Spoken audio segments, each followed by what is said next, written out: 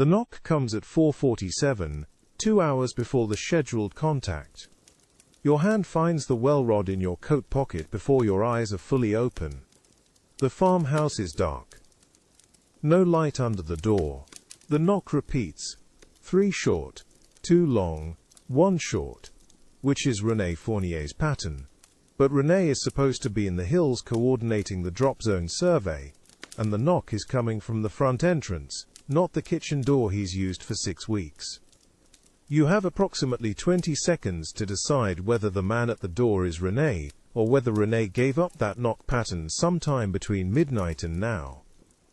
The oilskin pouch sits on the table where you left it. Inside, coded confirmation from the Vichy police contact in Le Puy-en-Velay. 3 couriers arrested in Lyon 16 hours ago. Documents seized. The Gestapo counterintelligence unit is led by Captain Klaus Brenner, formerly Munich Kripo, currently 6 years into dismantling networks exactly like yours. The contact's message arrived at 17:30 yesterday. You've had 11 hours to sit with it. London's radio schedule doesn't open until 2200 tonight, which means you've been operating on unverified intelligence for 11 hours, and you'll continue operating on unverified intelligence for another 17. The knock repeats, same pattern, no urgency in it.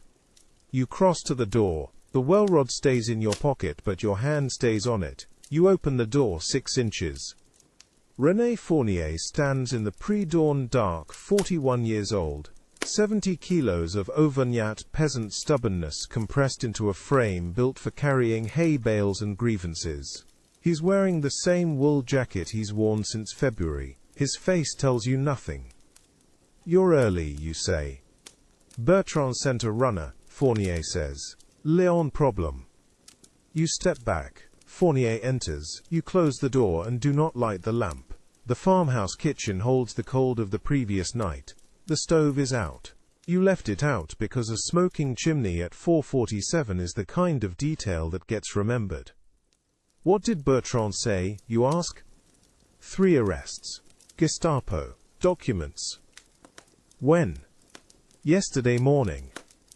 Which matches the Vichy contact's timeline. 2 independent sources saying the same thing. That makes it real. Brenner, you say. Fournier nods once. He knows the name. Everyone in this region who has survived more than 4 months knows the name. Captain Klaus Brenner. 43 years old. 6 years in counterintelligence work in occupied France. Known for methodical interrogation techniques that produce actionable intelligence within 72 hours of arrest. 3 resistance couriers in custody now. Lyon is 100 kilometers northwest of this kitchen. How much does Bertrand know, you ask? Enough to send a runner at 3 o'clock. Which means Bertrand is scared. Marcel Bertrand does not send runners at 3 o'clock, unless the situation has already progressed past the point where caution matters more than speed. Coordinating Allied intelligence networks in occupied France works like being the middle manager in a failing company where 3 departments refuse to speak to each other, except the departments are armed, the company is France, and the failure mode is a shallow grave in a field outside Lyon. You have the Office of Strategic Services in London, who want sabotage statistics they can present to Roosevelt. You have the British Special Operations Executive, who've been running networks in France since 1941, and regard your arrival as evidence that the Americans think they can do it better with less experience. You have de Gaulle's Bureau Central de Renseignement et d'Action, who believe the Americans and British are using the resistance as a tactical instrument while planning to exclude Free France from the post-liberation government. And you have the actual resistance, which fragments into communist FTP networks who think de Gaulle is a reactionary, Gaullist groups who think the communists are taking orders from Moscow, and independent maquis like Fournier's 60 men who think everyone in London and Algiers is playing politics with French blood. Your job is to keep them cooperating long enough to receive the weapons drop, execute the rail sabotage, and extract before Brenner's interrogations produce enough intelligence to make the Haute-Loire region uninhabitable for networks. You've had 6 weeks. You've built arrangements between groups who would rather see each other dead than coordinate. It took 6 weeks, because trust is not something you can parachute in with the weapons. Now you have 72 hours before those 6 weeks collapse into nothing. I need to see the drop zone before tonight, you say. Not until I know what's real, Fournier says. The arrests are real. Bertrand's runner says arrests. Your face says something worse. Your face should not be saying anything, but Fournier has been reading faces in this region since before you learned to shave, and 6 weeks is long enough for him to have calibrated what your operational mask looks like when it's holding. The couriers were carrying documents, you say. Gestapo has them. What documents? References, code names, probably routes. Haute-Loire? Not confirmed. Fournier's expression does not change, but his hands settle in a way that tells you he's just made a decision you're not going to like. You want my men on the ground tonight without confirmation, he says. I want your men on the drop zone at 2300 because London scheduled the plane 4 days ago, and we don't have another window until May. London can reschedule. London doesn't know about Lion yet. Radio schedule is closed until tonight. Then we wait until you transmit. Brenner doesn't wait, he's methodical. 72 hours from arrest to actionable intelligence. That's his pattern. We're 16 hours in. Fournier crosses to the window. He does not touch the blackout curtain, but he stands where he can see the road through the gap at the frame. The sky is still dark. Dawn is 40 minutes out. Proof, Fournier says. Not a Vichy contact's word, not a runner from Bertrand. Proof that the network is compromised, and that moving tonight is safer than waiting. By the time I have proof, Brenner will have it too. Then you have a problem, Fournier says. He turns from the window. His face is sympathetic in the way faces are sympathetic when they are stating facts that are unfortunate but not negotiable. I've put 60 men into your arrangements, he says. 60 men who trust me to not get them killed for politics. You want them on the ground tonight, you bring me proof. Otherwise we wait for London to confirm, and if that means the drop gets rescheduled, we live with that. If the network is compromised. If, Fournier says. Show me it's not, if. He crosses to the door. You don't stop him. Stopping him would require making promises you can't keep, or threats that would end the arrangement faster than Brenner could. The door closes.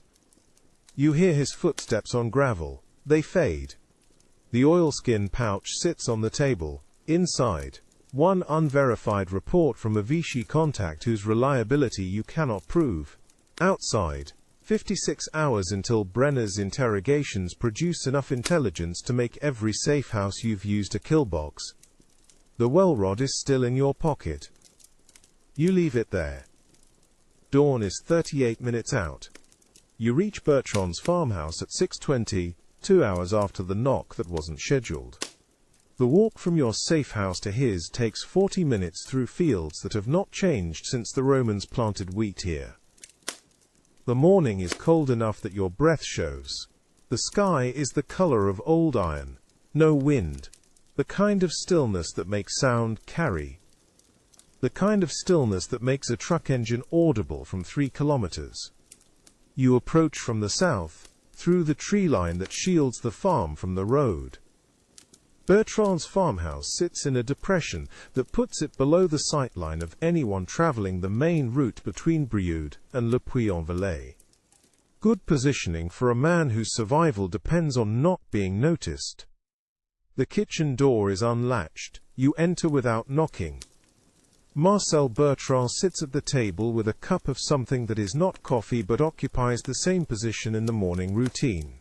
He's 56 years old, a schoolteacher before the occupation, now a coordinator for 3 resistance cells, whose political positions he does not share, but whose operational value he understands. His hands are steady, his face is not. René came to see you, Bertrand says. He did. He tell you what I said? Lyon arrests. Gestapo. Documents. Bertrand nods. He drinks from the cup. His hands stay steady, but the cup rattles slightly against the saucer when he sets it down. How do you know, you ask? The runner who brought the message is my nephew. He works the Vichy administrative office in Le Puy. Clerk, he sees things. How much did he see? Arrest report. 3 couriers.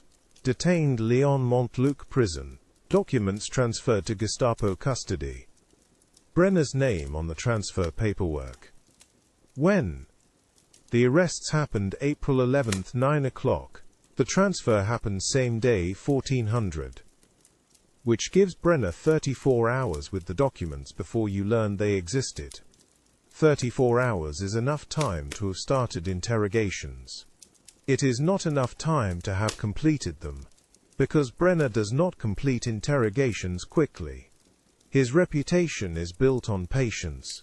48 to 72 hours. The pattern holds.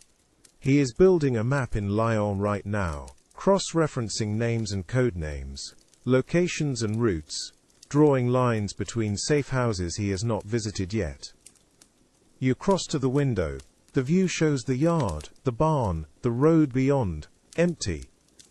The light is growing, but it is still the grey light of early morning that makes distances hard to judge. What did the arrest report say about the documents, you ask? Coded correspondence, operational details, network references. Specific networks? Not specified in the report my nephew saw. But the couriers were traveling north from Marseille. That route touches every network between the coast and Lyon, including yours. The Haute-Loire network uses Marseille as a terminal point for supply coordination with the British Mediterranean operations. Your last courier run to Marseille was 6 days ago. The timing is close enough to be coincidence and close enough to be catastrophic. Your nephew, you say. How reliable is he? He's my sister's boy. 23 years old. Clerking for Vichy, because the alternative was service de travail obligatoire in Germany. He is not political. He is scared. Scared enough to invent an emergency. Bertrand's expression hardened slightly. Not anger, precision. He is scared enough to recognize an emergency when he sees one, and smart enough to know that if the Gestapo is operating in this region, the people who should know about it are the people who can leave before they arrive. You turn from the window. Bertrand is watching you with the expression of a man who has already made his calculations and is waiting to see if you will make the same ones. Fournier wants proof, you say. Fournier wants guarantees. There is a difference. Can your nephew get more detail? He can try. The arrest documentation will be processed through the administrative chain. If it reaches Le Puy, he will see it. But that takes time. How much time? 2 days, maybe 3. Which is longer than you have. Brenner's operational pattern for the past 18 months shows he does not wait for administrative processing to complete before moving. He moves when he has enough. And he decides when he has enough based on interrogation results, not paperwork. The couriers have been in Montluc for 34 hours now. Brenner does not rush. He constructs. The farmhouse is quiet. Somewhere outside, a rooster is making its opinion known about the morning. The sound is distant, and does not change anything. The drop is scheduled for tonight, you say. 2300. If Fournier's men are not on the ground, the plane does not land.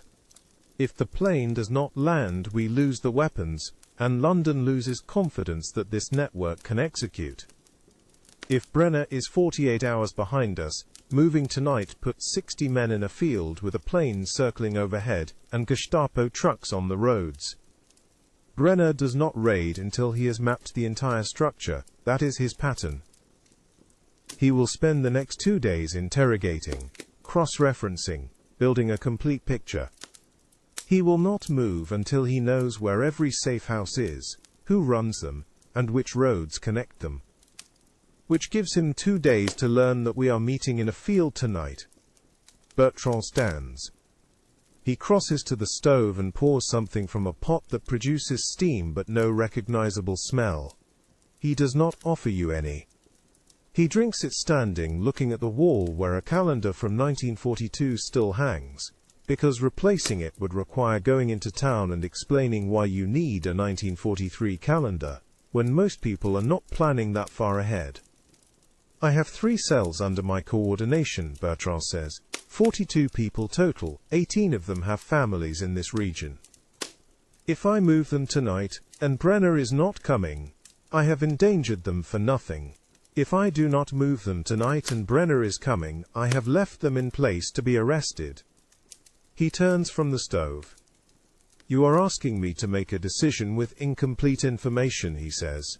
I am asking you if there is any way to make the information less incomplete before tonight. The answer is no.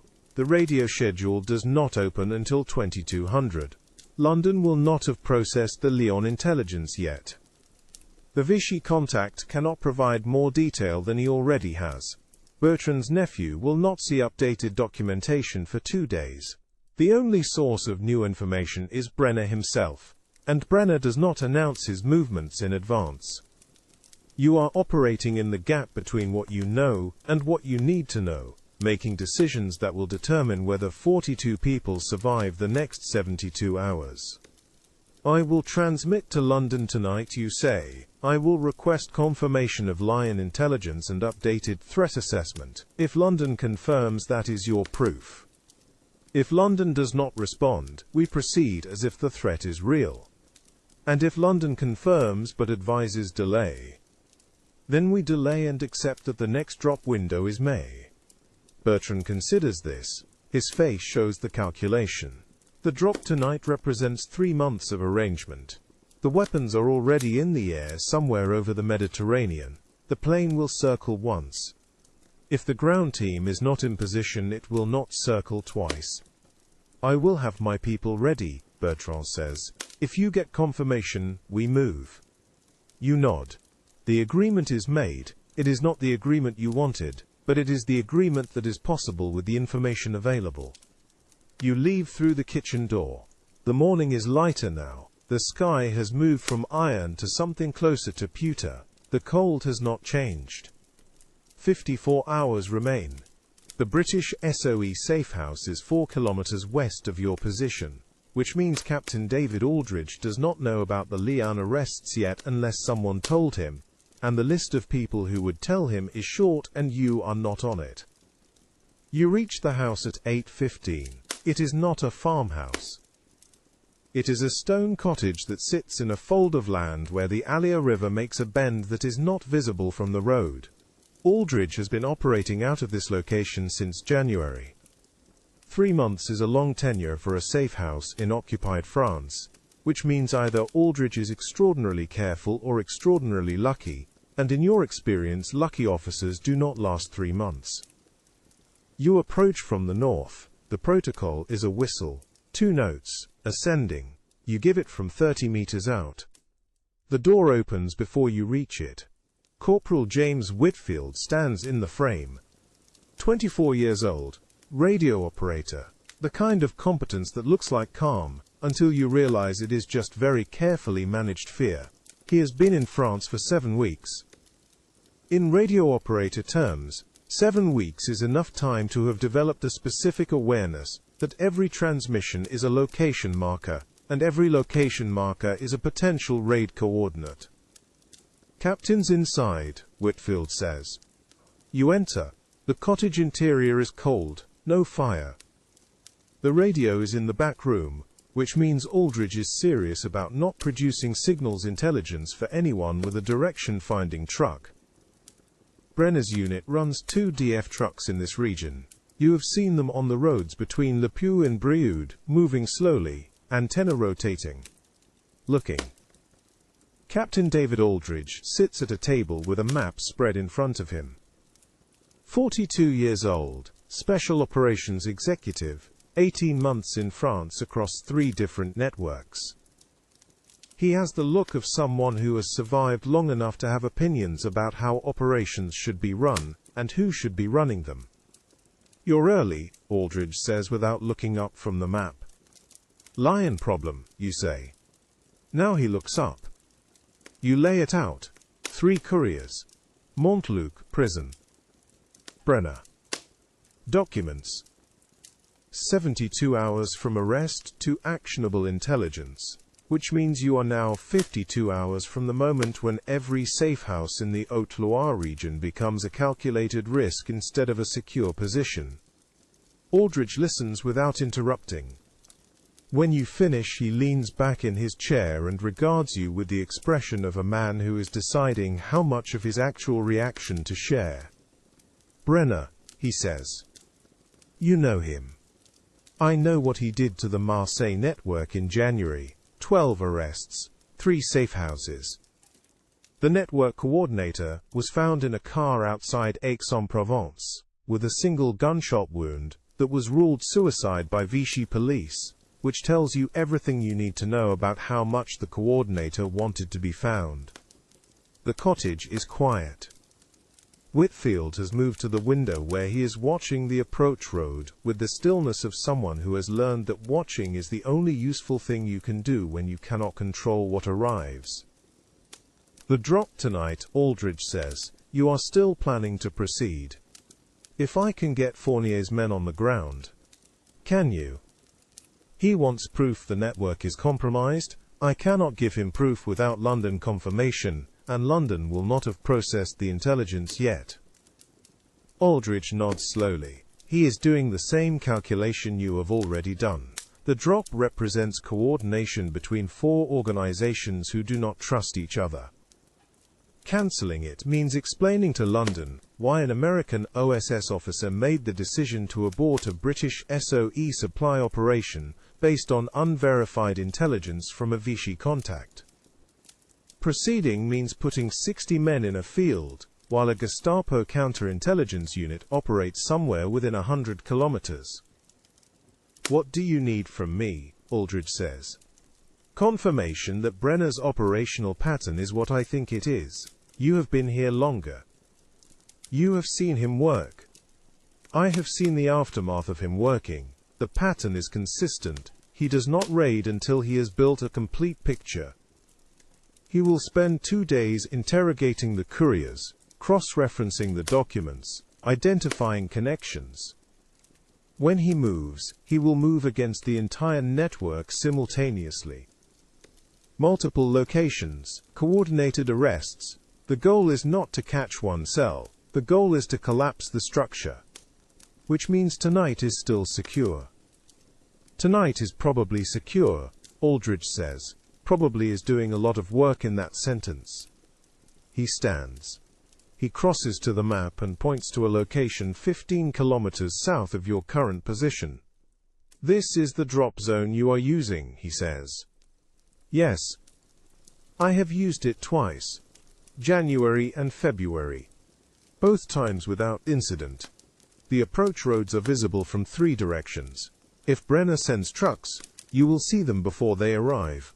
If he sends men on foot, you will not see them until they are on top of you. Fournier knows the terrain. Fournier knows how to move 60 men through the hills without being seen. That is not the same as knowing whether Brenner has already positioned men in those hills waiting to see who shows up for a drop. This is the question that has no answer. You do not know whether Brenner's interrogations have already produced the location of tonight's drop zone. You will not know until either the plane lands successfully or the Gestapo trucks arrive. Brenner's career advancement depends on dismantling networks. He cannot be bribed. He does not hurry. He builds maps. Operating with incomplete information is the nature of the work. But there is a difference between incomplete information and information that is incomplete in ways that can kill 60 people. "What would you do?" you ask.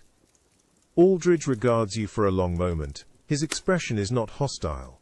It is the expression of someone who is deciding whether to say the thing that is true or the thing that is useful. "I have been in France for 18 months, he says. I have watched networks collapse because they moved too quickly, and I have watched networks collapse because they moved too slowly. The variable is not timing. The variable is whether the person making the decision has accurate intelligence about the threat they are facing. I do not have accurate intelligence. Then you have a problem that I cannot solve for you. It is not the answer you wanted, but it is the answer that is honest, which makes it more valuable than reassurance would be. Whitfield turns from the window. Radio schedule opens at 2200, he says. If London has processed the Lion intelligence, they will transmit updated threat assessment. If they have not processed it, we will get standard confirmation and no detail. Can you request priority handling, you ask? I can request. Whether they grant it depends on what else is happening in their queue. Which is another way of saying that your emergency is one of several emergencies competing for London's attention, and London will prioritize based on criteria you do not control.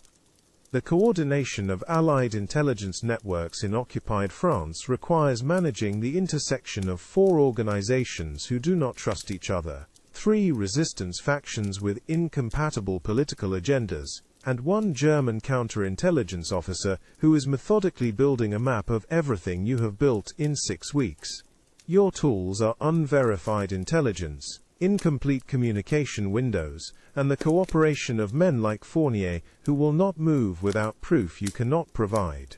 The Safehouse network spans 7 locations, 60 Maquis fighters under Fournier's command, 42 people in Bertrand's cells, Captain David Aldridge and Corporal James Whitfield in this cottage. All of them waiting for you to tell them whether moving tonight is safer than staying still. Transmit to London at 2200, you say to Whitfield. Request confirmation of Lyon arrests, updated threat assessment, and priority guidance on whether to proceed with tonight's drop. If they confirm the threat is real, that is the proof Fournier needs. And if they advise delay, Aldridge asks, then I will spend the next 6 hours convincing Fournier that London's assessment is wrong. Aldridge's expression shifts slightly, not quite a smile. Recognition. You are going to proceed regardless, he says. I am going to proceed if the situation requires it. Right now, I do not know if the situation requires it. By tonight I will know. Or you will have decided you know. There is a difference. You do not answer that, because Aldridge is correct and you both understand it. You leave through the front door. The morning has progressed into full daylight. The sky is still grey. The cold has settled into the kind of persistent chill that makes you aware of every place your clothing does not quite seal. 50 hours remain before Brenner's interrogations produce actionable intelligence. 17 hours remain before the radio schedule opens. 14 hours remain before the plane circles the drop zone once, and then leaves if no ground team signals. The oilskin pouch is still in your coat pocket. Inside, one unverified report that is either the warning that saves 60 lives, or the false alarm that collapses 6 weeks of coordination. You walk south through fields that have not changed in 2,000 years. Somewhere in Lyon, Captain Klaus Brenner is asking questions. The answers he receives will determine whether you are still in France 72 hours from now. You reach the radio at 9:15. Corporal James Whitfield is already there, hunched over the B2 transceiver with the headphones pressed tight against his skull. He doesn't look up when you enter. The safe house is a stone shepherd's hut 2 kilometers north of the drop zone. 1 room, no windows facing the road. The Germans mapped every radio transmission in this region 6 months ago, which means you operate on a schedule measured in minutes, not hours, and every transmission carries the possibility that a direction-finding truck is already triangulating your position before you finish sending. Whitfield lifts one earphone. Nothing. London's schedule puts them online at 2200. I know the schedule. His voice is flat, technical. Been checking every hour since dawn anyway. Nothing. The B2 sits on a wooden crate that once held ammunition. The The power cable runs to a car battery half buried in the dirt floor. The crystals for the backup frequencies are wrapped in oilcloth and stored in a tobacco tin that Whitfield keeps in his jacket pocket at all times. If the Germans come through that door, he has approximately 8 seconds to smash the transceiver with the hammer leaning against the wall and scatter the crystals into the fireplace. Then you both run. Whitfield replaces the earphone, returns to his position over the radio. His right hand moves across the frequency dial in increments so small you can barely see the motion. 26 years old. Manchester accent. Grammar school education. 3 years with the Royal Corps of Signals before SOE recruited him. He does not speak unless he has information worth transmitting, which means most conversations with Whitfield last under 30 seconds. "You think they know?" he asks without turning. "About Lyle? About whether we're still operational?" You consider the question. London receives intelligence from 4 separate networks in this region.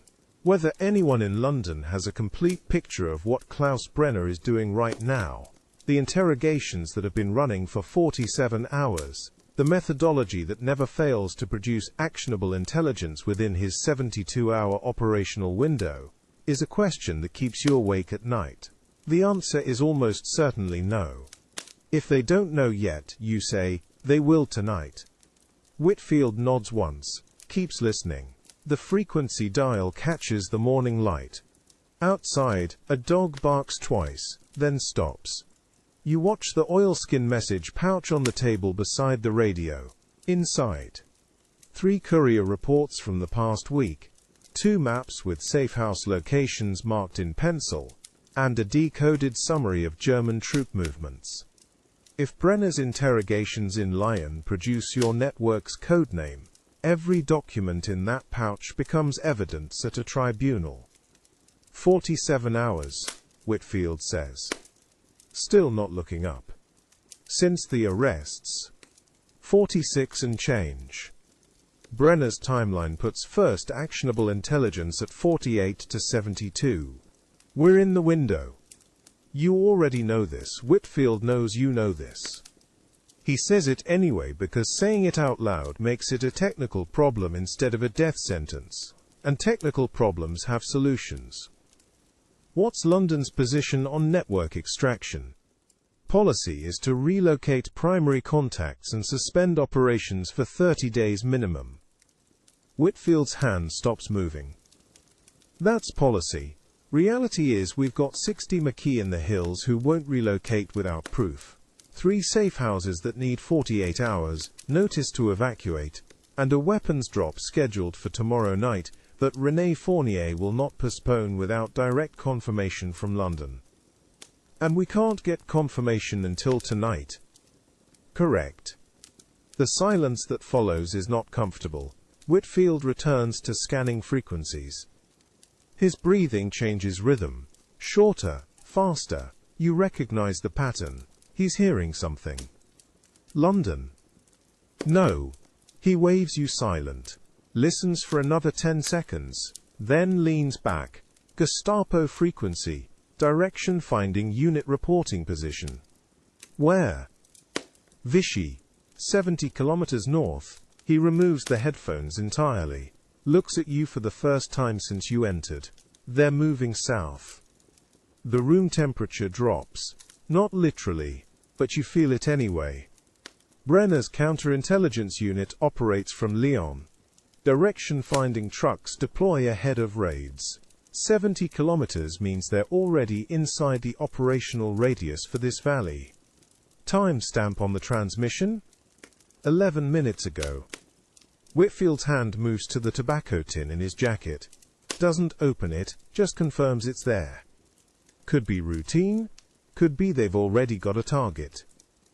You watch him check the tin again. The gesture tells you everything about how routine he thinks this is. The walk to Aldridge's safe house takes 38 minutes. You move through farmland that looks empty but isn't. Every field has a McKee sentry. Every hedgerow hides a weapons cache.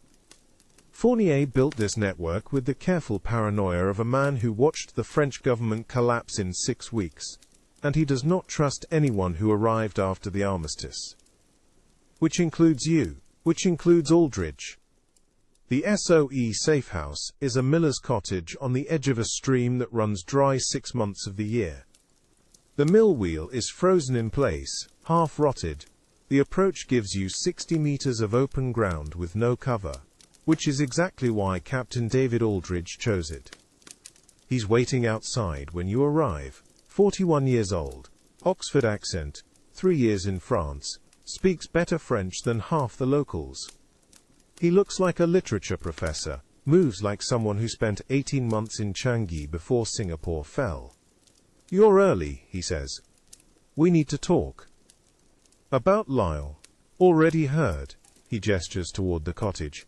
"Tea's ready," or what passes for tea when the real thing stopped arriving in 1940. Inside, one room divided by a hanging blanket, a wood stove, a table with a detailed map of the region marked in grease pencil. Aldridge pours 2 cups of something that smells like burnt acorns, and calls itself tea. Marcel Bertrand's nephew sent word this morning, Aldridge says. 3 couriers, Brenner personally handling interrogations, 48 to 72-hour timeline before he has enough to move. He sips his not tea without flinching. "Your OSS people confirmed it yet?" "We're not getting confirmation until tonight at earliest." "London radio silence protocol, yes, I'm familiar." He sets down his cup. "Here's the problem. Fournier wants proof before he moves his men. I can't give him proof because my last transmission window was 36 hours ago, and I don't get another until tomorrow night. You can't give him proof because your radio schedule puts you 12 hours behind mine. Which means we're both operating on intelligence from a Vichy police contact, whose reliability is, generous assessment, uncertain. You drink the not tea. It tastes like tree bark. You drink it anyway, because refusing hospitality in France is a faster way to get killed than operational incompetence. Fournier trusts Bertrand, you say. Fournier trusts Bertrand's dead brother, who got a firing squad in 41. Aldridge refills both cups without asking. Bertrand's nephew works in the Lyon prefecture. Could be legitimate intelligence. Could also be the nephew trying to prove his loyalty to his new employers by feeding us information that leads Brenner straight to this valley. You think Bertrand's playing us? I think Bertrand's nephew is 23 years old working in a Vichy office where the penalty for resistance sympathy is deportation, and family loyalty only stretches so far when the alternative is Drancy. He pauses. I also think the Lyon courier arrests happened. The timeline matches Brenner's operational pattern, and doing nothing is a faster way to die than doing something stupid. Through the window, a hawk circling over the dry streamed, twice, 3 times, then gone. You set down your cup, study the map. Aldridge has marked 7 locations in red grease pencil. The safe houses. The drop zones. The ammunition caches Fournier's people have been building since February. The network that could give Brenner every contact in the Haute-Loire, if he extracts just one location from those Lyon couriers. What's your read on the weapons drop? Tomorrow night, 2300 hours, 6 containers, Sten guns, ammunition, plastic explosive. Aldridge taps the map. Fournier committed 30 men to securing the drop zone. If we cancel without proof, he'll interpret it as the British pulling support for his network. If we don't cancel and Brenner arrives while we're standing in an open field with 30 Maquis and 6 containers of British weapons, we've handed him the entire network on a schedule. Precisely. The coordination of Allied intelligence networks in occupied France works like a blind man's game of 3-card Monte. You have 4 organizations operating in the same region, with incompatible radio schedules, contradictory political agendas, and exactly 0 formal communication protocols. The Americans want tactical intelligence for the invasion. The British want sabotage networks to disrupt German logistics. De Gaulle's people want legitimacy for the post-war French government. The communists want weapons for the civil war they're planning after liberation. Everyone smiles at the strategy meetings. Everyone lies about their actual objectives. Everyone assumes the others are lying worse. You've survived 6 weeks in this environment by treating coordination failure as a feature instead of a bug. If nobody can agree on who has operational authority, nobody can give you an order that gets you killed. Aldridge leans back. Studies you. Your assessment? Brenner's timeline is solid. Direction-finding unit moved south from Vichy this morning. If the Lyon interrogations gave him our codename, he'll have the first safe house location within 24 hours. And Fournier? Won't move without proof. Which we can't provide. Bit of a problem, that. You stand. Walk to the window. The stream is visible from here, the one that runs dry half the year. Beyond it, farmland. Hills. Somewhere in those hills, 60 men wait for orders from people who can't get their schedules to align long enough to decide whether those men are already dead. What if we give him something that looks like proof, you say? Aldridge's expression doesn't change, but his posture shifts, fractional, alert. Go on. The map on Aldridge's table shows more than safe houses, it shows movement patterns. German patrol routes, updated weekly. Vichy police checkpoints that appear and disappear based on intelligence no one source could provide alone. You've been sharing information, you say. I've been coordinating. Aldridge doesn't look up from the map. There's a difference. With who? De Gaulle's BCRA representative, twice. The Vichy contact Bertrand uses, once. He marks a new position with the grease pencil. Also your OSS section chief's courier, but that was 3 weeks ago, and the intelligence was already outdated by the time it reached me. You watch him work. The precision of it. The way he layers information from sources that officially don't communicate with each other. Outside, a cow lows once. Then the farmyard goes quiet again. How long have you been building this? Since January. When I arrived and discovered 4 separate networks operating in the same valley, with no coordination structure, and a collective life expectancy measured in weeks.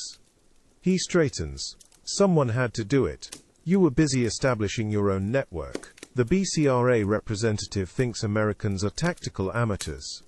The communists think everyone else is a bourgeois liability, so I did it quietly. Does London know? London knows I've been effective. They don't ask about methodology. He taps the map. This is what 3 months of quiet coordination looks like. Every mark here represents intelligence. I didn't have to verify myself, because someone else already did. Every route represents a German patrol pattern. I didn't have to observe personally, because a Maquis scout mapped it last week. And if Brenner rolls up one network, he gets all of them. That's the risk, yes. Aldridge's tone doesn't change. The alternative was watching 4 separate networks operate blind and get destroyed piecemeal. This way, at least we see it coming. The door opens. No knock. A man enters, 40-something, farmer's jacket, no weapons visible, but his hands move like someone who knows where to reach. He speaks in rapid French. 3 sentences. Aldridge listens. Nods once. The man leaves. Fournier's courier, Aldridge says, wants confirmation about tomorrow night's drop. I told him we're waiting on London. He believe you? He'll believe what Fournier tells him to believe. Aldridge returns to the map. Here's the situation. We have 12 hours before your radio window. 18 hours before mine. 24 hours before the weapons drop. Brenner's timeline puts first actionable intelligence somewhere in that window, which means we're making decisions in real time with incomplete information and no backup. The grease pencil in his hand catches the afternoon light. Red marks on paper, each one a life. Each connection a potential breach point if Brenner's interrogation techniques, methodical, refined over 6 years of counterintelligence work, extract just one name from those couriers in Lyon. You study the map again, the positions Aldridge has marked, the routes, the quiet structure he's built while everyone else was focused on operational independence. The safe house networks in 7 locations, all connected now by the coordination web only he can see completely. You've been in France since January, you say. 4 months. You've built this coordination network, established communication with every faction, and you're still alive. Your point? My point is you know this terrain better than I do. You know Fournier better than I do. So tell me, what does he need to see to commit his men to an extraction? Aldridge is quiet for a long moment. When he speaks, his voice is careful, measured. Fournier needs to know that London hasn't abandoned him, that the weapons drops will continue, that when the invasion comes, and he knows it's coming, his men won't be left behind with German reprisals and no Allied support. He pauses. He needs to know this isn't Spain all over again. You understand immediately. Spain, where the Allies watched the Republic fall because supporting them meant antagonizing Franco, where the international brigades fought and died, while Britain and France maintained diplomatic neutrality. Fournier remembers. Every communist in France remembers. So we give him proof that we're committed, you say. We give him proof that someone is committed. Aldridge picks up his not tea, drinks it cold. The weapons drop happens tomorrow night, regardless of Brenner's timeline. If we cancel, Fournier interprets it as abandonment. If we proceed, we risk handing Brenner the entire network. So we proceed. But we relocate the drop zone. New coordinates. Transmitted tonight through your radio window and mine. Fournier gets proof we're still operational. Brenner gets coordinates for an empty field. Assumes Brenner hasn't already extracted the new coordinates from the lying couriers. Assumes Brenner is good at his job, which he is. But he's also methodical. He doesn't raid until he has the complete picture. New coordinates transmitted today won't be in his intelligence until after tomorrow night. A truck engine sounds in the distance, faint, growing fainter. You both wait until it's gone entirely. You consider the risk, the variables. The fact that you're making strategic decisions based on psychological assessments of a Gestapo captain you've never met, whose career advancement depends on dismantling networks exactly like yours, who has 3 resistance couriers in custody right now and 72 hours to extract everything they know. London's going to want confirmation before authorizing a coordinate change. London's not here. Aldridge sets down his cup. We are. 48 hours remain. The Macas camp is 3 kilometers northeast of Bertrand's farmhouse, which means you walk uphill in the dark with a flashlight you cannot use and a message you cannot verify. The forest here is mostly pine. The needles underfoot compress without sound. Fournier chose this location because the approach is visible from 3 directions, and the nearest road is far enough that trucks announce themselves 20 minutes before arrival.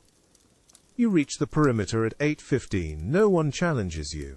This is either excellent fieldcraft or catastrophic security discipline, and you will not know which until someone shoots you or does not.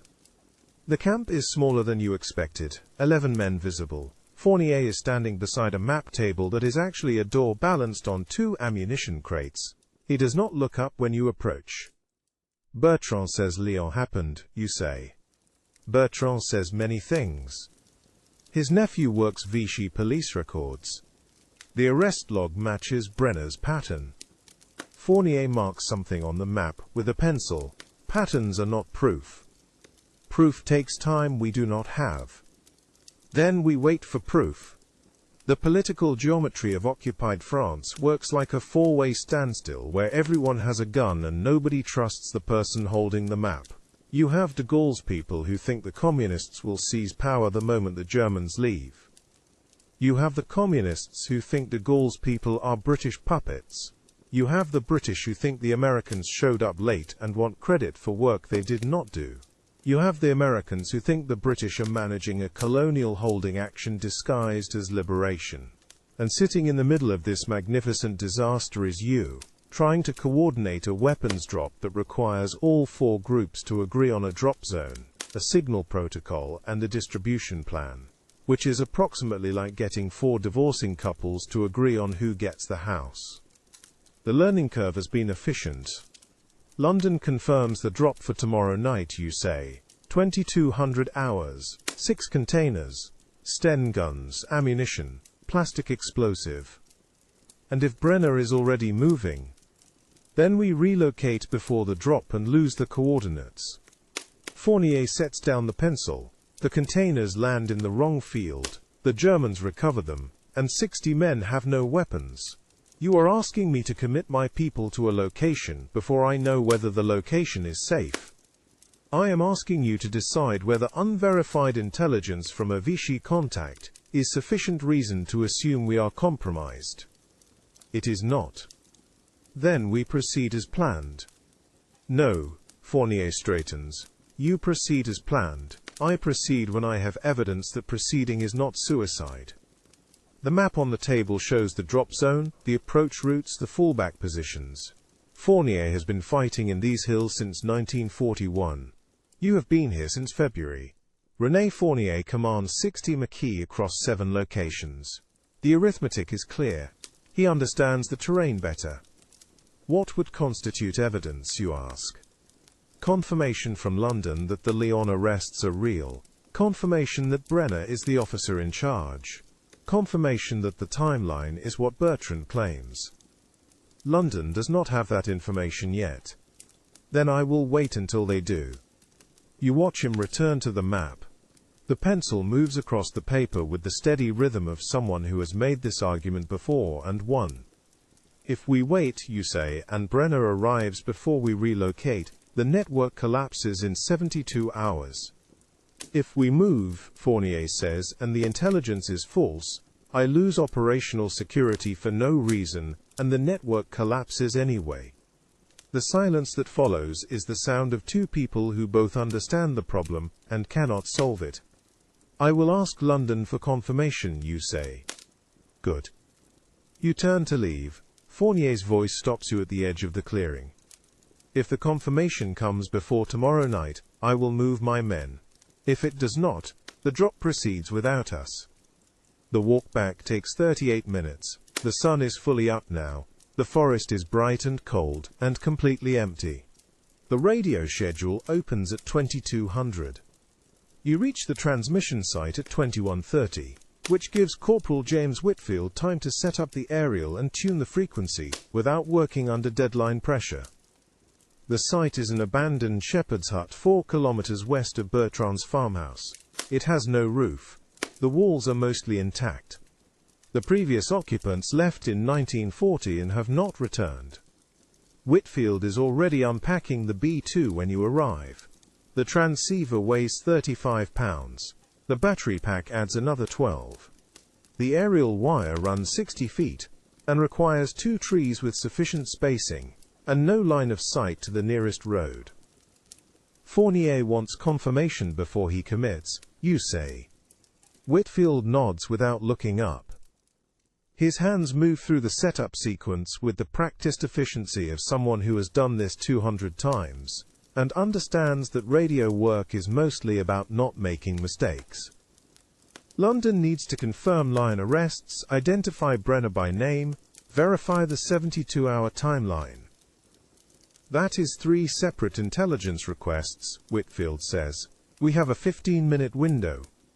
I know. He finishes connecting the aerial and checks his watch. 16 minutes. You sit with your back against the stone wall and wait. The night is cold enough that your breath shows in the air. The wind moves through the trees without sound. Somewhere northeast of here, Fournier is waiting for evidence that will make him move 60 men to a location they have never used. Somewhere south of here, Captain Klaus Brenner is methodically extracting information from three people who know your network exists, but do not know where it operates. Former Kripo Munich, 18 months of operational pattern that shows he does not raid until the map is complete. Brenner closes the distance at a fixed rate. Your window to relocate decreases at the same rate. Fournier will not move without confirmation. London may not have confirmation to give. At 21:58, Whitfield puts on the headphones and begins the tuning sequence. The static fills the small space with a sound like rain on metal. Transmission begins in 90 seconds, he says. You hand him the message slip, 3 questions typed in 5-letter groups. Whitfield reads it once, then sets it beside the transceiver, and places his fingers on the key. At 2200 exactly, he begins sending. The Morse rhythm is faster than speech, and slower than panic. Each letter is a pattern of sounds that means nothing unless you know the code. The message takes 4 minutes to transmit. Then Whitfield stops and waits. The reply comes at 22:06. Whitfield's hand moves across the paper, transcribing without pause. The message is longer than yours. It takes 11 minutes to receive. At 22:17, Whitfield removes the headphones and hands you the transcription. Lyon arrests confirmed. Stop 3 couriers. Stop documents. Reference Haute Loire. Stop interrogating officer not identified. Stop timeline unconfirmed. Stop authorize. Discretion your judgment. Stop. You read it twice. The words do not change. Not enough, you say. Whitfield begins disconnecting the aerial. No. Fournier will not move on this. Probably not. You fold the message and put it in your jacket pocket. The weight is negligible. The problem it represents is not. Next window is tomorrow night, Whitfield says. Same time. After the drop. Yes. He finishes packing the transceiver and stands. The night is darker now. The wind has stopped. You can hear nothing but your own breathing, and the sound of Whitfield's boots on the stone floor. We proceed as planned, you say. Whitfield nods. He does not ask whether this is the correct decision. He has been in the field long enough to understand that correct decisions are a luxury that stopped being available approximately 16 hours ago.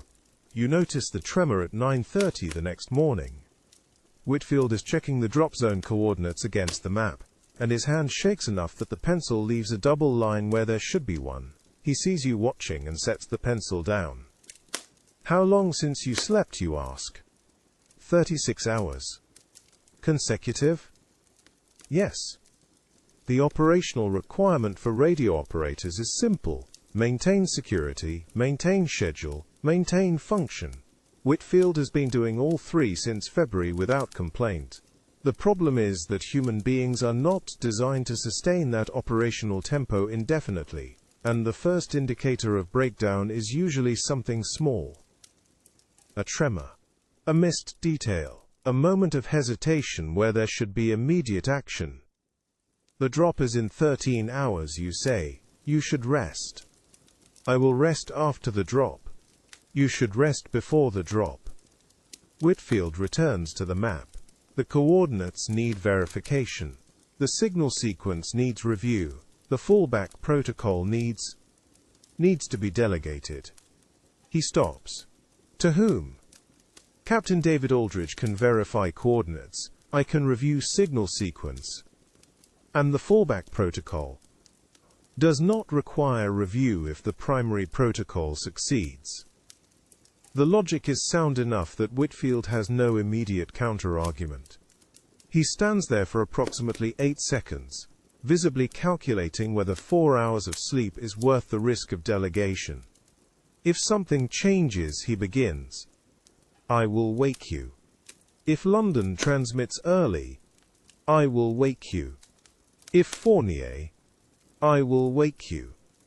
Whitfield nods once. He does not move toward the door. That is an order, you say. I know. He leaves. You hear his footsteps cross the farmhouse floor and climb the stairs to the room Marcel Bertrand keeps for transient personnel. The door closes. The silence that follows is the particular silence of someone who has been running on adrenaline and operational necessity for 5 weeks, and is about to discover whether their body remembers how to stop. You return to the map. The drop zone is marked in pencil. 6 containers, 2200 hours, clear weather forecast. Fournier's men may or may not be there. Brenner's interrogation timeline says 48 to 72 hours from arrest to actionable intelligence. The Lyon arrests happened 60 hours ago. The courier network has safe house addresses for 4 of the 7 locations Fournier uses. Someone in Lyon knows enough to point Brenner toward the Haute-Loire. Someone in the Haute-Loire might know enough to point him toward this farmhouse. The only question is whether that someone breaks before tomorrow night or after. The coordinates are correct. The signal sequence is memorized. The fallback protocol exists on paper and will likely be improvised in practice. Aldridge arrives at 11 o'clock with a radio intercept from Vichy police channels. 3 cars departed Lyon at dawn. Destination unmarked. Route consistent with Haute-Loire approach roads. Brenner, you ask. Unconfirmed. Timeline. They reach Le Puy by nightfall, if they do not stop. Le Puy is 38 kilometers south. The first safe house is 18 kilometers north of Le Puy. If Brenner has location data, he will reach it before midnight. If he does not, the cars mean nothing. You set the intercept beside the map. 30 hours remain until the drop. 14 hours remain until Brenner might reach the network perimeter. The window is closing faster than anyone planned. 42 hours remain. You reach the drop zone at 23:15, which is 45 minutes before the aircraft is scheduled to arrive. The field is empty. The wind moves through grass that has not been cut since last autumn. You count 3 stone markers at the corners that Marcel Bertrand placed here in March, back when coordination between London and the Haute-Loire region felt like something other than an exercise in institutional faith. Captain David Aldridge is already here. You see his silhouette against the tree line, standing where the western marker should be. He does not turn when you approach. Whitfield confirms the frequency, he says. London acknowledges the coordinate change. Drop proceeds as planned. You stop 3 meters from him. Fournier's men? 16 confirmed. Marcel says 20, but I count 16 bodies who know which end of a Sten gun produces the noise. The mathematics are simple. 20 containers. 16 men who can carry them. 4 extra loads that will sit in an open field until someone decides whether operational security permits a second trip. Brenner, you ask. Aldridge turns now. No movement reported. Lyon remains Lyon. Your contact's nephew has not sent updated intelligence. Which means either Captain Klaus Brenner is still working through the interrogations with his usual methodical patience, or the nephew has been arrested and the entire warning structure has collapsed, and you are standing in a field waiting for an airdrop that Gestapo intelligence has known about since Tuesday. You check your watch. 23:22. Fournier wants proof before he commits past tonight, you say. Fournier wants a great many things that are not currently available. The wind shifts. Colder now. You can smell rain coming from the northwest, which will complicate the drop if it arrives before the aircraft does. Parachutes perform poorly in crosswinds above 15 kilometers per hour. The meteorology report London received 18 hours ago is no longer accurate, and the pilot will not know this until he is already over the massive central, with 20 containers and a set of coordinates that looked much better on paper. If the drop fails, Aldridge says Fournier loses nothing. We lose the only leverage that keeps him cooperative. Noted. And if Brenner is 48 hours ahead of where your contact believes, then we are having this conversation in a location Brenner already knows about, and the rain is the least of our problems. Aldridge does not respond to this. You hear footsteps in the grass behind you. Two men, Marcel Bertrand, and one of Fournier's Maquis, a man whose name you do not know, but whose rifle you recognize from the meeting 3 days ago. Bertrand nods. Lights are ready. 4 positions as discussed. Fournier, you ask. Ridge, watching.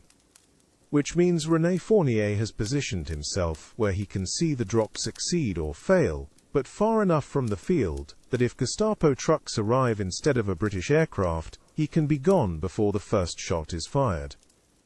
Tactically sound, politically transparent, the 60 Maquis under his command remain an asset only as long as he believes the risk justifies the ammunition. You check your watch again, 23:37. The aircraft is due at midnight. 23 minutes to confirm that the intelligence network you have spent 3 months building has not been compromised by a former Kripo detective who spent 6 years learning how to dismantle resistance cells in occupied France.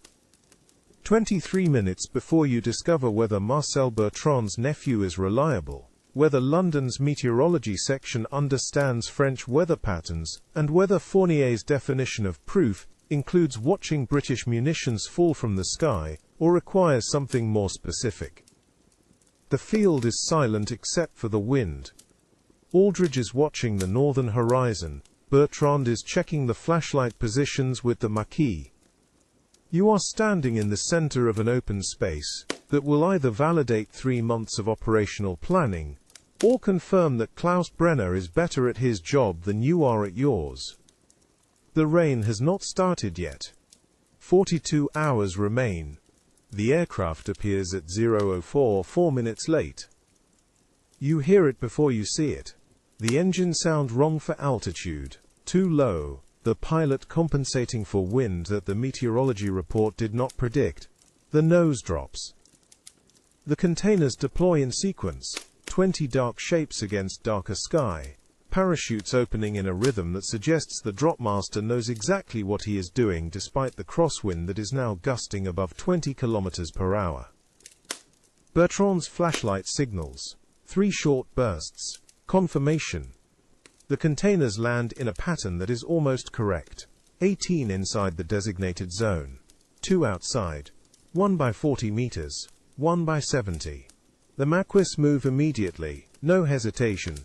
16 men, converging on 20 containers, with the efficiency of people who have done this before, or who are being watched by someone who will remember if they do not. You count loads. Aldridge counts men. Bertrand is already at the first container, checking the manifest tag against the list London provided 6 days ago, when this operation was still theoretical. Sten guns, Bertrand says. Ammunition, plastique, medical supplies. Quantity, you ask. Matches the list, 20 containers, full load. The Maquis are working in pairs now, dragging containers toward the tree line where the ox cart is waiting. 4 trips minimum, possibly 5 if the 2 distant containers cannot be retrieved quickly. You check your watch, 0:11. Aldridge is beside you. Fournier will want verification. He can count containers same as us.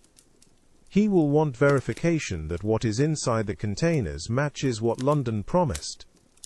You look at him. London does not make promises.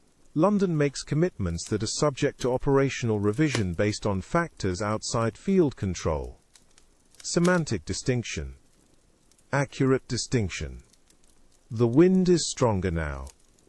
The rain begins. Light drops first, then heavier. The kind of cold April rain that turns dirt roads into mud channels within an hour. The Maquis are moving faster. 12 containers already in the cart. 8 remaining. You walk to the nearest container. The manifest tag is still attached, secured with wire, that has not been tampered with. You open the container. 6 Sten guns, wrapped in oilcloth, packed with the specific precision of a quartermaster, who assumes the people receiving them know what they are looking at.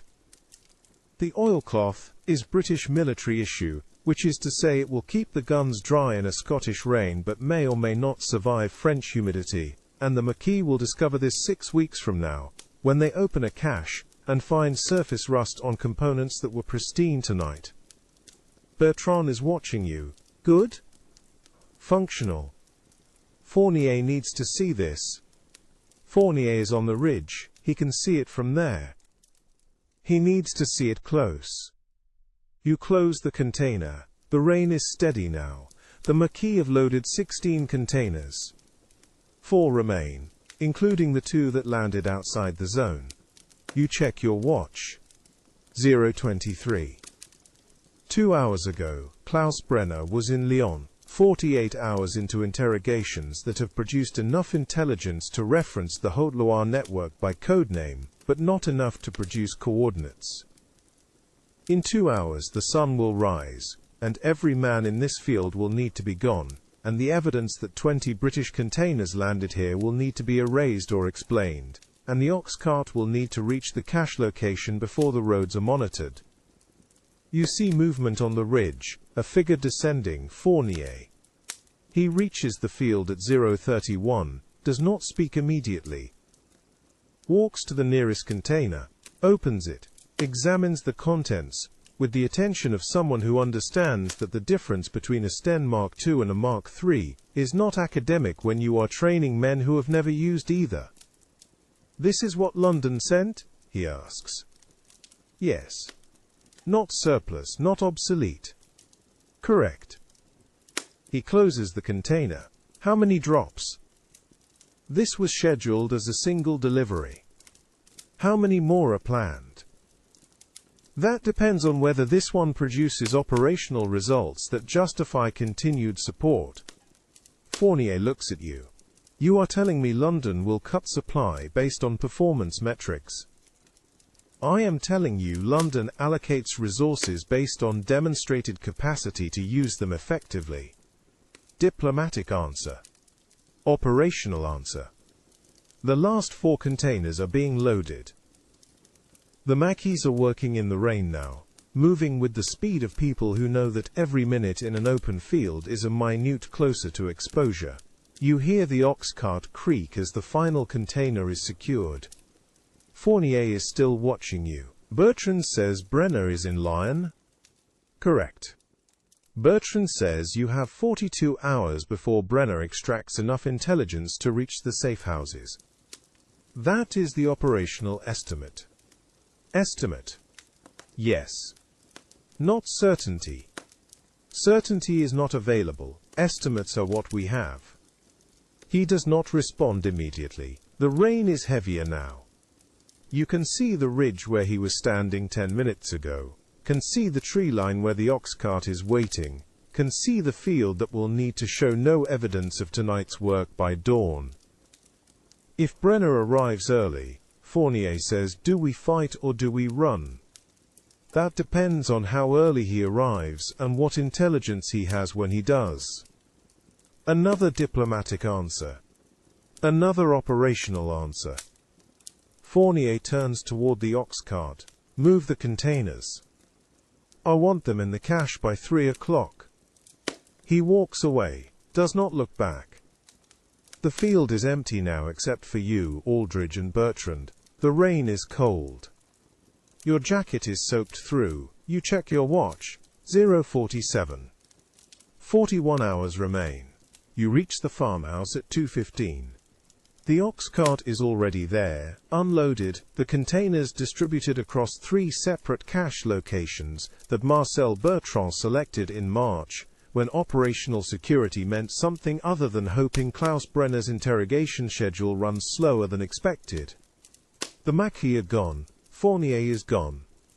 The field shows no evidence that 20 British containers landed there 4 hours ago, which means either the cleanup protocol worked, or the rain erased what the protocol missed. Bertrand is in the kitchen, bread on the table, cheese, water in a ceramic jug that is cold enough to suggest it was drawn from the well within the last hour. Sit, he says. You sit. The chair is the same one you used 3 days ago. when Bertrand explained that his nephew worked in the Lyon prefecture and had access to arrest records that were not supposed to leave the building. The bread is fresh, the cheese is not. Bertrand pours water. Fournier is satisfied. Fournier saw 20 containers and 16 men. Satisfaction is premature. He will commit his men. To what? A network extraction that may not be necessary if Bertrand's nephew is wrong about the timeline?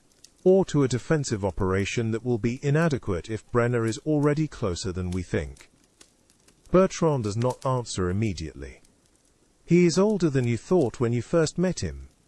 60, possibly older, the kind of old that comes from decades of farm work in a region where the soil is poor and the weather is worse. His hands are scarred, his face is not. My nephew is not wrong, he says. Your nephew has access to arrest records.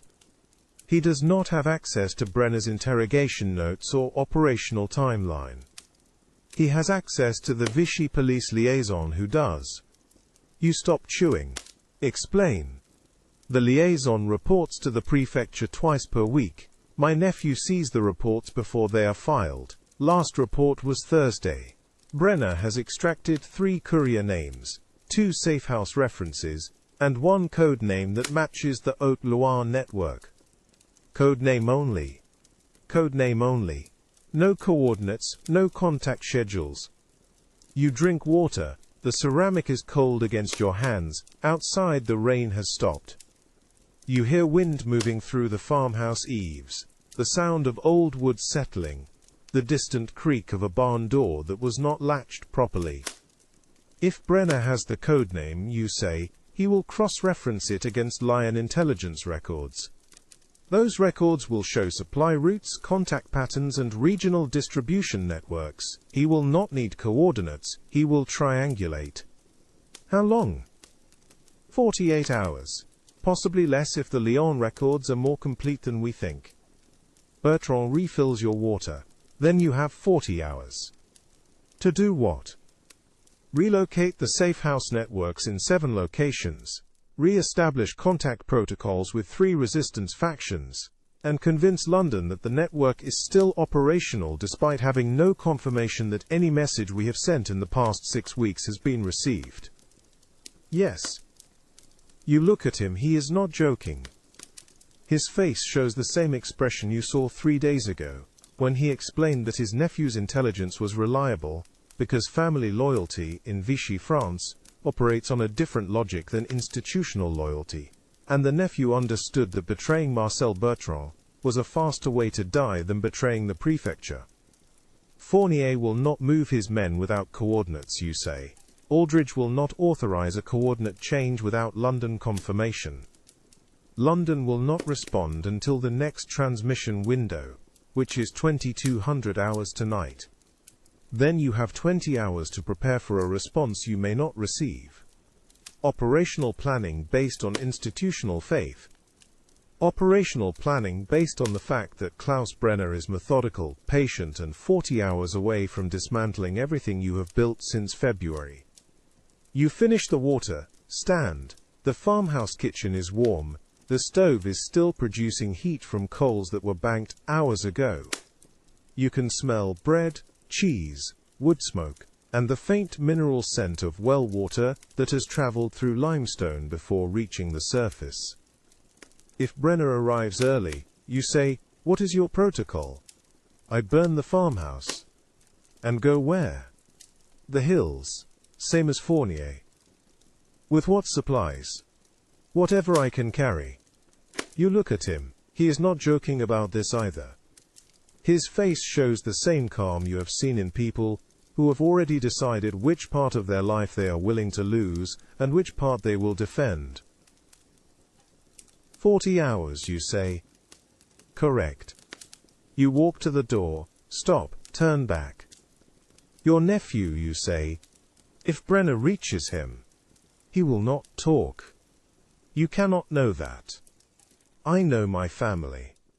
You open the door. The night air is cold. The rain has stopped, but the ground is wet. And you can see puddles reflecting moonlight that was not visible an hour ago. The road back to the transmission site is empty. You check your watch. 2:38. 39 hours remain. 37 hours remain. The problem is not the weapons. The problem is not the drop zone coordinates. The problem is the 3 pages of handwritten notes currently spread across Marcel Bertrand's kitchen table, each one documenting a safe house location, with enough detail that Klaus Brenner would need approximately 14 minutes to map the entire network once he sees them. You wrote them yourself, 4 weeks ago, before Leon became a problem. The pages are in your handwriting, the locations are accurate. The courier who carried them was arrested 16 hours ago, which means these documents are either in Brenner's possession right now, or they were destroyed before the arrest, and the only person who knows which outcome occurred is a 23-year-old resistance courier, whose name you do not know, and whose ability to withstand interrogation you cannot assess. Bertrand is looking at you, not at the documents, at you. You said the courier might have destroyed them, he says. I said it's possible. How possible? I don't know. The kitchen smells like wood smoke and old bread. The stove is cold. Bertrand has not lit it since you arrived, which means he is thinking about temperature signatures, about what a passing patrol might notice, about the small physical details that separate a working farm from an active intelligence operation. You pick up the first page. The safe house near Le Pivelet. Coordinates. Owner's name. Recognition signals. Everything Brenner needs.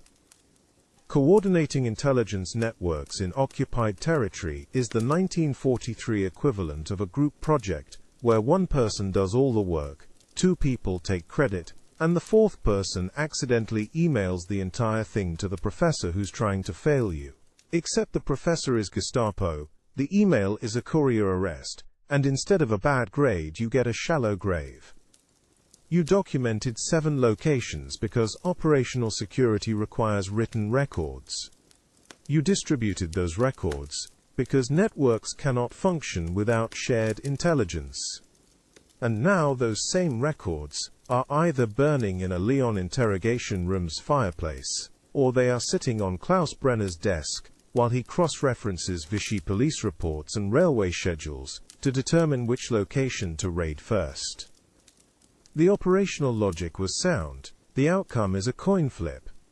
If Brenner has these, Bertrand says, he knows where Fournier's men are caching supplies. He knows where they were caching supplies 4 weeks ago. René Fournier moved 3 of the 7 sites after the February raids. Which 3? Le Puy, Issingeau and the farm near Tennessee. Bertrand nods. His hands are flat on the table. He is not moving them. This is how he thinks. The other 4? Still active. Then those are the ones Brenner will hit first. A truck passes on the road. Distant. The engine sound fades north. Bertrand's jaw tightens, then releases. You set down the first page. Pick up the second. The safe house near Sainte-Grève. Same detail. Same exposure risk. If the courier destroyed the documents, you say, then Brenner has nothing except 3 people who know a network exists but cannot provide locations. And if the courier didn't destroy them, then we have between 12 and 24 hours before Brenner finishes cross-referencing and starts moving units into position. Bertrand looks at the pages. Then at you. You're going to pull everyone out. I'm going to recommend pulling everyone out. Fournier will decide whether his men actually move. And if Fournier says no, then Fournier's men stay in place, and we hope the courier destroyed the documents. Bertrand stands, walks to the window, does not look out. The shutters are closed, but stands beside it anyway, one hand on the frame. How many people have these locations memorized? He asks. 12. Including you. And if one of those 12 is arrested, then the same problem exists whether or not the Leon documents survived. He does not respond immediately. You hear him breathing, slow, controlled. Brenner's pattern is methodical, 6 years in counterintelligence. Every network he has dismantled began with one document, one courier, one thread pulled until the entire structure unraveled. The safehouse networks in 7 locations were designed to be resilient. They were not designed to be invisible. You need to burn these, Bertrand says. I need to burn copies. The originals stay in London's files. London's files won't matter if Brenner gets here first. You gather the pages. Fold them once, twice. The paper is thin, French, not the coated stock the British use. It will burn quickly. Brenner's not here yet, you say. Bertrand turns. Looks at you directly. But he's coming. Yes. And you don't know if he already knows where. No. Outside a dog barks. Once, then silence. Bertrand does not move. Neither do you. The sound was probably nothing. Probably a farm dog. Probably normal. 37 hours remain. You put the folded pages in your jacket pocket. Stand. The kitchen feels smaller than it did 10 minutes ago, though nothing about its dimensions has changed. You reach the transmission site at 3:40. Corporal James Whitfield is not there yet, which gives you 8 minutes to set the aerial and confirm the frequency before the window opens. The site is a clearing 2 kilometers northeast of Bertrand's farm, selected in March because the ridge blocks line of sight from the valley, and the nearest German direction finding station is in Saint-Étienne, 48 kilometers west.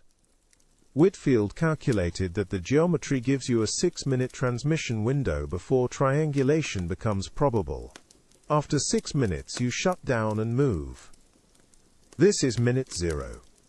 You unpack the B2 transceiver, set it on the ground. The aerial extends in sections, 4 meters when fully deployed, which is short for distance work but adequate for a relay transmission to the SOE station in Nimes. Whitfield tested the configuration twice. It held both times. The night is cold and clear. No moon. The stars are visible, which means the cloud cover has cleared, which means tomorrow's weather will be good for the drop. One small thing working correctly. You hear footsteps. Whitfield appears from the tree line, moving quickly but not running. He is carrying the power supply in both hands. His breath is visible. Wind's shifted, he says. Aerial's going to catch cross-current. Can you compensate? I can try. He sets down the power supply. Kneels beside the transceiver. His hands move quickly, connecting leads, checking voltages, tuning the frequency with the small adjustments that separate functional transmission from static.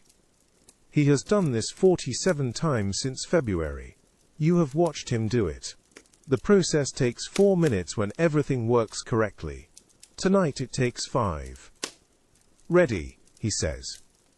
You check your watch. 3:47. The window opens in 3 minutes. Brenner's direction-finding teams work in shifts. 3 vehicles. Triangulation requires 2 confirmed bearings. The procedure takes 8 to 12 minutes if the transmission is continuous. Whitfield knows this. You know this. The 6-minute window is not arbitrary. London knows we're transmitting, Whitfield asks. They know we're supposed to be transmitting. Whether they're actually listening is a different question. They're listening. Probably. Whitfield does not respond. He is adjusting the headphones. The frequency is live now. You can hear the faint static, the carrier wave hum. That means the circuit is open and waiting. 3:49. What's the message? Whitfield asks. You pull the folded paper from your pocket. The message is 3 lines, encoded. Fournier's new cache locations, confirmation that the drop zone is secure, and a request for clarification on whether London has any intelligence regarding the Lyon courier arrests. Whitfield reads it, nods, sets it beside the transceiver. 3:50. The window opens. Whitfield's hand moves to the key. The first dit. Then the rhythm. The Morse cadence that you have heard so many times you can recognize individual letters by sound alone. He is fast, precise. No hesitation between characters. You watch the tree line, listen for engine sounds, count seconds. 30 seconds, 1 minute. Whitfield is halfway through the message. The response comes at minute 2, London acknowledging receipt. Whitfield copies it down without stopping his own transmission. His hand is steady. Minute 3. The message is complete. Whitfield waits. The carrier wave hums. Then, London's reply. Whitfield copies it. His pencil moves quickly across the paper. You cannot see what he is writing. You watch his face instead. No change in expression. No reaction. He finishes. Looks at you. They don't have confirmation on Lyon, he says. Vichy police reports are contradictory. They're checking with their own sources. Timeline. 24 hours. We don't have 24 hours. They know that. You check your watch. Minute 5. 1 minute remaining before you shut down. Anything else, you ask? Whitfield looks at the paper. Drop is confirmed for tomorrow at 23:15. Weather is favorable. Pilot has the coordinates. Good. And, he pauses, they're asking if we need extraction options. You do not respond immediately. Extraction means London thinks the situation is deteriorating. Extraction means they are preparing for network collapse. Extraction means someone in Baker Street has read Brenner's file and reached the same conclusion you reached 16 hours ago. Tell them no, you say. Whitfield nods, returns to the key, sends the response, 3 dits, confirmation negative. Minute 6. Shut it down, you say. Whitfield's hand moves to the power supply. The carrier wave cuts. Silence. He disconnects the leads. Begins collapsing the aerial. His movements are practiced. Efficient. You fold the message transcript. Put it in your pocket beside the cache location documents. The clearing is dark and empty. The stars have not moved. 36 hours remain. Whitfield finishes packing the transceiver. Stands. Looks at you. If London doesn't have confirmation, he starts. Then we proceed as if the documents survived. You finish. He does not argue. You both know the mathematics. Hope is not a strategy. Preparation is. You leave the clearing separately. Whitfield takes the transceiver. You take the aerial. By 4:10 the site is empty again, and the only evidence that anything happened is a small patch of compressed grass that will recover by noon. The drop zone is 3 kilometers south of the transmission site, which means you walk there directly rather than returning to Bertrand's farm first. The terrain is open. Former pasture, now abandoned, with enough flat space for parachute deployment and enough tree cover at the edges that vehicles can approach without being visible from the main road. Fournier selected it in March. You confirmed it in April. Tomorrow night, 8 containers will land here, assuming the aircraft arrives on schedule and the weather holds, and none of the 60 variables that can destroy an airdrop operation decide to assert themselves. You reach the zone at 4:50. Dawn is 20 minutes out. The grass is wet with dew. Your boots leave tracks. René Fournier is already there, standing at the center of the zone, not moving, just standing, looking at the sky. You approach. He hears you, turns. Whitfield got through, he asks.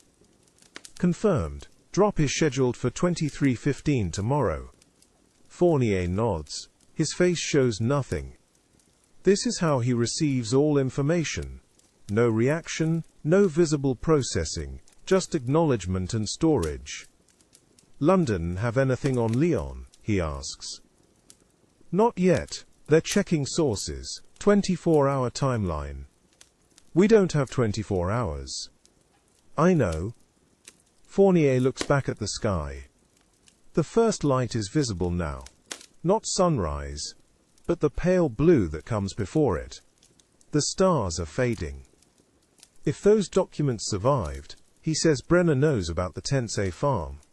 You moved the Tensei cache in February. I moved 3 caches in February. The other 4 are still active. Brenner only needs 1. You do not respond. He is stating facts. There is nothing to add. How long do we have? Fournier asks. Best case, 72 hours from the Lyon arrests. Worst case, 48. We're at hour 17. Yes. He turns to face you directly. His expression has not changed, but his posture has. Shoulders back, weight forward. This is decision mode. If the drop happens tomorrow night, he says, and Brenner arrives the following day, we won't have time to distribute the weapons before he's here. Correct.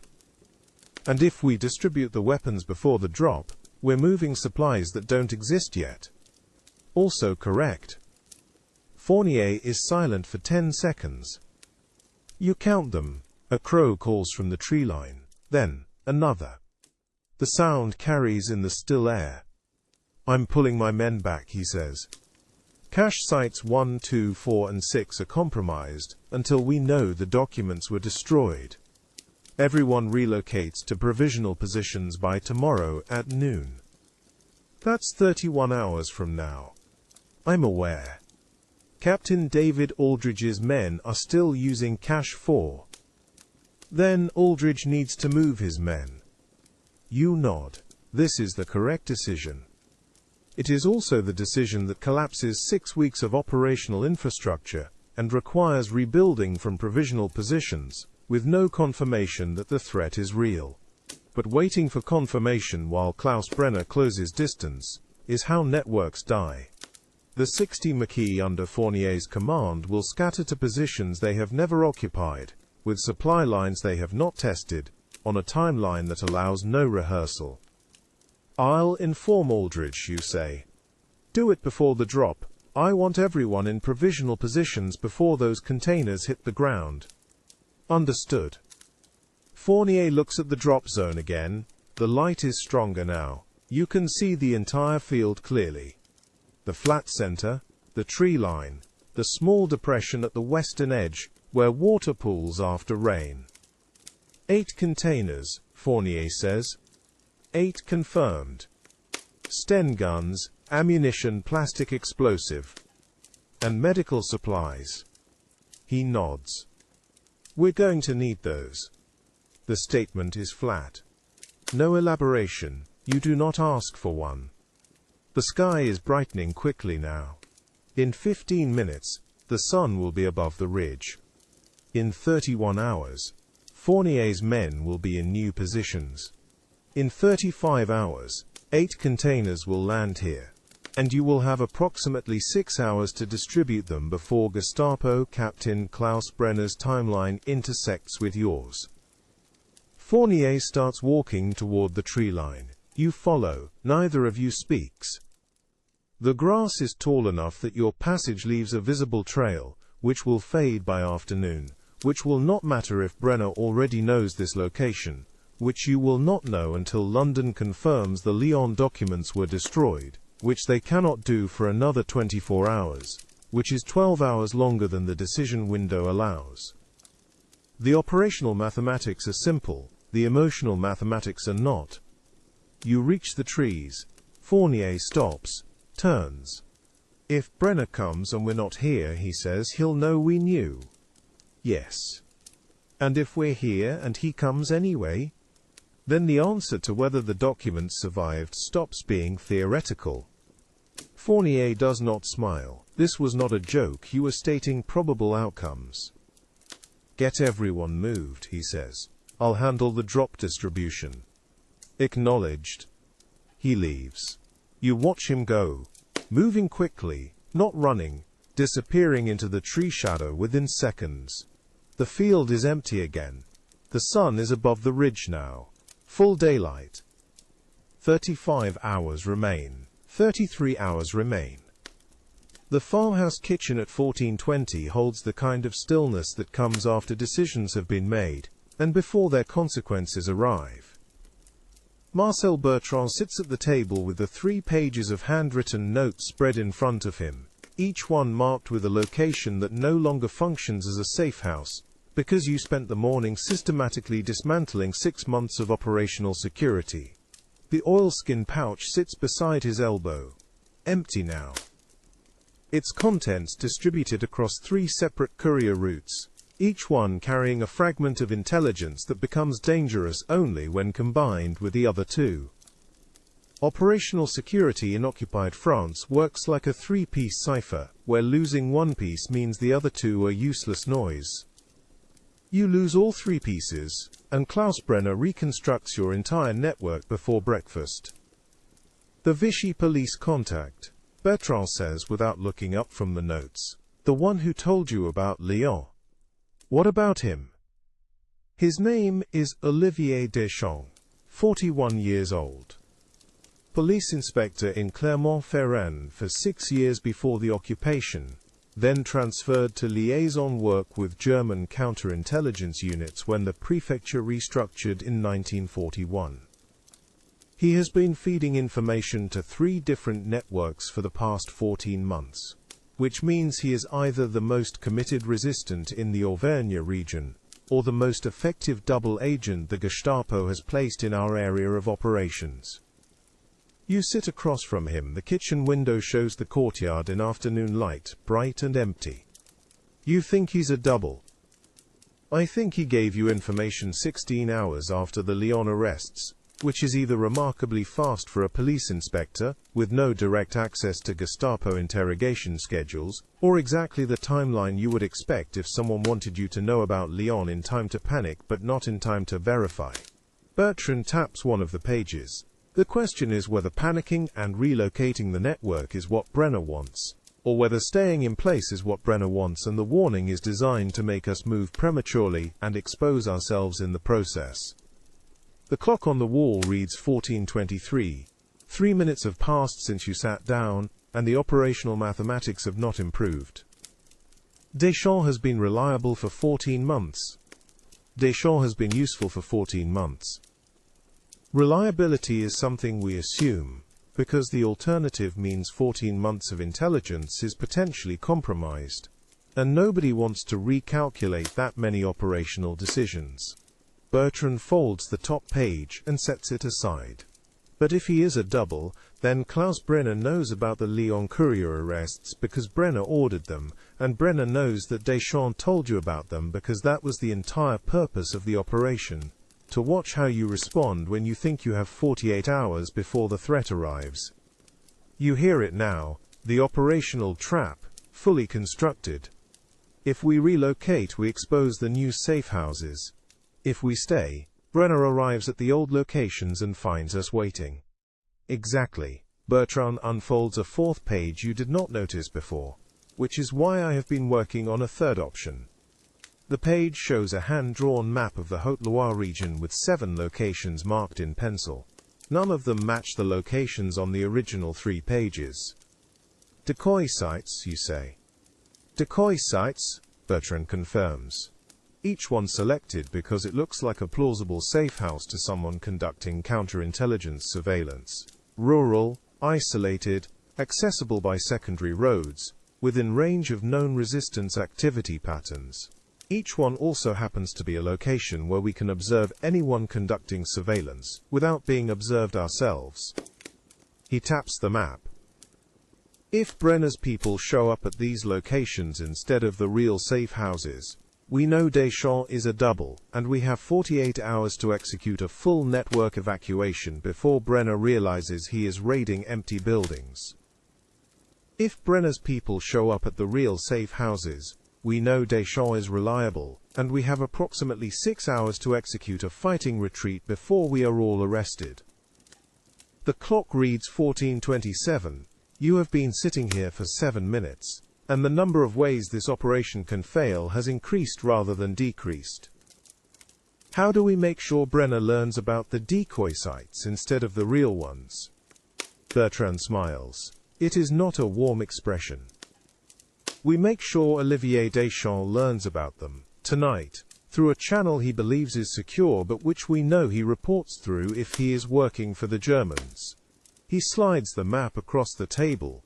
Captain Aldridge has a radio operator in Clermont-Ferrand who occasionally transmits location updates in a code the SOE believes is unbreakable, but which German signals intelligence has been reading since October 1942. If we transmit the decoy coordinates through that channel, and if Deschamps is a double, then Brenner receives confirmation of our new safe house locations approximately 4 hours before he was planning to move on the old ones. He advances his operational timeline, raids the decoys, and we have visual confirmation of his presence in the region, while his people are 40 kilometers away from anything that matters. You study the map. The decoy sites form a wide arc north of the actual safe houses, far enough to pull Brenner's attention away from the operational center, but close enough that the locations look connected to the same network. And if Deschamps is not a double, if the warning was legitimate, then Brenner raids the actual safe houses in 48 hours as expected, finds them empty because we have already relocated to the secondary sites I established in March, and we continue operations with a network that has successfully evaded German counterintelligence. Bertrand takes the map back. Either way, we know whether Deschamps is reliable, and we know whether Brenner is operating on accurate intelligence, or chasing false coordinates. The cost is 1 night of radio transmission, and 7 empty buildings that never mattered in the first place. The afternoon light has not changed. The courtyard is still empty, but the operational pressure has shifted, not reduced, but distributed across a wider surface where the weight might be survivable. When does the transmission happen? 2200 hours. Aldridge is already preparing the message format. Bertrand stands. You should be at the transmission site when it happens. If German direction-finding trucks pick up the signal and start moving toward the broadcast location, we need confirmation of their response time and patrol patterns before Brenner's people arrive at the decoy sites tomorrow. You stand as well. The oilskin pouch stays on the table, empty and purposeless now that its contents have been scattered across 3 courier routes that may or may not reach their destinations before Klaus Brenner closes the distance. Outside the window, a vehicle passes on the valley road. Diesel engine, probably a Wehrmacht supply truck on the Saint-Étienne route. It does not slow. Brenner's operational pattern for the past 18 months shows he does not move until the intelligence picture is complete. Every passing truck that ignores this farmhouse is another hour he spends building that picture. 33 hours, you say. 32 hours and 41 minutes, Bertrand corrects. But counting more precisely does not change the operational reality.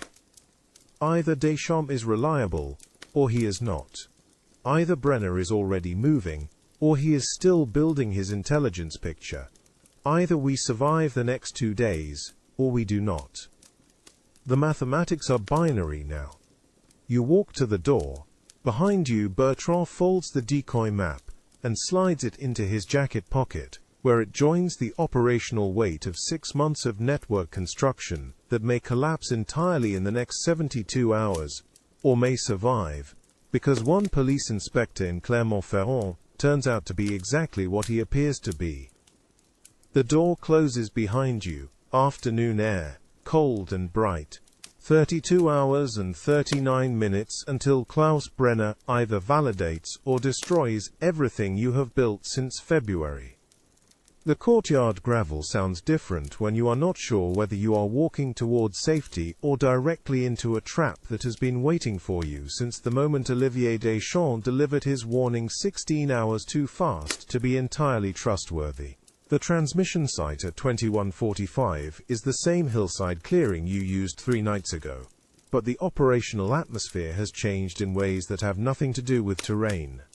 Corporal James Whitfield is already there, with the B2 transceiver unpacked, and the aerial wire strung between 2 pine trees that provide enough height for signal propagation, without being visible from the valley road 300 meters below. The moon is 3/4 full, which means enough light to work without a flashlight, but enough shadow to stay invisible to anyone conducting surveillance from a distance. Whitfield does not look up when you arrive. His hands move through the radio setup, with the mechanical precision of someone who has performed this sequence enough times that muscle memory handles the operation, while his conscious mind processes something else entirely. Aldridge sent the message format 2 hours ago. He says without preamble. 7 sets of coordinates, each one encoded in the standard SOE substitution cipher that German signals intelligence has been reading since last October. Transmission time is 4 minutes and 30 seconds, which gives any direction-finding trucks in the area approximately 6 minutes to establish a bearing and start moving toward this location before we are off the air and breaking down the equipment. You settle into position 3 meters behind the transceiver, where you have a clear sightline down the valley road and the secondary approach from the east. The well rod sits in your jacket pocket. Loaded. Safety off. The operational mathematics of a radio transmission in occupied France are straightforward. Either you finish the broadcast and leave before German direction-finding trucks arrive, or you do not finish the broadcast because you are dead or captured before the message completes. There is no third option where you finish the broadcast and then have a civilized conversation with the Wehrmacht signals unit that triangulated your position. How confident are we that the Germans have broken the SOE cipher? Whitfield's hands stop moving for half a second, then they resume. London believes the cipher is secure. SOE headquarters in Baker Street has been using it for operational traffic since March 1942, and they have seen no evidence of compromise in the form of arrests directly following encoded transmissions. He connects the power leads. However, Bletchley Park issued an internal memo in November 1942 suggesting that German signals intelligence in France had likely achieved partial breaks on several Allied substitution ciphers, including the one we are about to use, and that continued reliance on those systems represented an acceptable operational risk only if the intelligence being transmitted was either time-sensitive enough that German knowledge of the content would not matter by the time they could act on it, or false enough that German knowledge of the content would actively benefit Allied deception operations. The valley road stays empty, no headlights, no engine sounds. Just the wind moving through the pine trees and the small mechanical clicks of Whitfield, preparing the transceiver for a broadcast that may or may not be read by Klaus Brenner's Signals Intelligence Unit before the message is 30 minutes old. In Lyon, 3 resistance couriers are entering their 3rd day of interrogation. Brenner's operational pattern, 72 hours from arrest to actionable intelligence. You have reached hour 66. Which category does tonight's transmission fall into? Both, Whitfield says. If the coordinates are real, they are time-sensitive, because Brenner will not have enough time to act on them before we relocate. If the coordinates are false, they are beneficial, because Brenner will waste operational resources raiding empty buildings, while we continue functioning from the actual safe houses. He checks the frequency dial. The problem is that we will not know which category we are in until Brenner's people either show up at the decoy sites or show up at the real locations, at which point the classification question becomes irrelevant, because we are either safe or we are not. 21:52, 8 minutes until transmission. The moon is bright enough now that you can see the individual pine needles on the branches overhead, each one casting its own small shadow on the ground, where Whitfield has arranged the transceiver components in the precise configuration required for maximum signal strength and minimum broadcast duration. Do you think Deschamps is a double? Whitfield does not answer immediately. His hands continue working, connecting the Morse key, checking the antenna connection, verifying the power supply voltage with the small multimeter he carries in the radio pack. I think Deschamps has been useful for 14 months, he says finally. I think useful people sometimes remain useful, because they are genuinely committed to the work, and I think useful people sometimes remain useful because the opposition finds them more valuable as a source of intelligence than as an arrest statistic. He sets down the multimeter. I also think that asking whether someone is a double agent is the wrong question, because the operational answer is the same regardless. You use the information they provide, you verify it through independent channels when possible, and you plan for the possibility that they are reporting your activities to someone else while appearing to help you. The wind shifts, colder now. The temperature has dropped 4 degrees since you arrived, and the night is settling into the kind of cold that makes radio transmissions faster, because nobody wants to stay in one place longer than absolutely necessary. 21:56. 4 minutes until transmission. Somewhere in the valley below, Klaus Brenner's counterintelligence unit may or may not be monitoring radio frequencies for unauthorized broadcasts. Somewhere in Clermont-Ferrand, Olivier Deschamps may or may not be preparing to forward the coordinates you are about to transmit directly to the Gestapo officer, who has spent the past 48 hours extracting location data from 3 resistance couriers, who made the operational mistake of carrying documents that referenced your network by codename. If Brenner follows pattern, he will not move until he has mapped the entire structure. But the Lyon couriers have been in custody for 66 hours. The timeline is narrowing.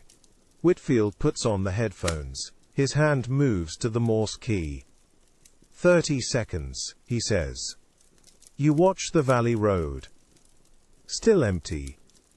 The moon is high enough now that any vehicle approaching from the south would be visible at least 2 minutes before it reached the hillside, which gives you enough time to abort the transmission and break down the equipment if German direction-finding trucks appear before Whitfield finishes sending the coordinates. Not enough time to escape if they are already closer than the valley road. Not enough time to fight if they brought more than one truck. Whitfield's hand starts moving. The Morse key clicks in the rhythm that sounds like conversation when transmitted at speed. Short bursts, longer pauses, the encoded coordinates flowing out into the night, where they will be received by SOE headquarters in London, and possibly by German signals intelligence units in Lyon, who have been waiting for exactly this kind of transmission since the Lyon courier arrests 48 hours ago. The transmission takes 4 minutes and 31 seconds.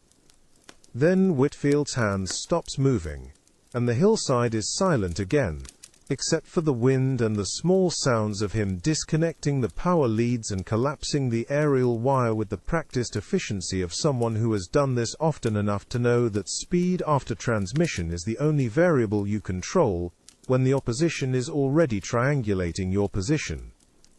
No headlights appear on the valley road, no engine sounds echo from the east approach.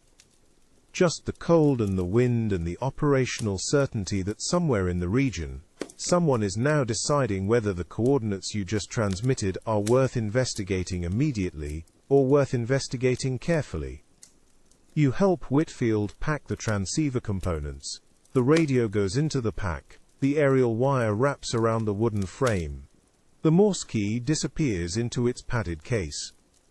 By 22:09, the hillside clearing shows no evidence that a radio transmission happened here, and you are walking back toward Bertrand's farmhouse with the operational weight of 7 false coordinates now sitting in Klaus Brenner's intelligence file, where they will either save the network or destroy it, depending on whether Olivier Deschamps is the asset he appears to be, or the liability he might have been for the past 14 months.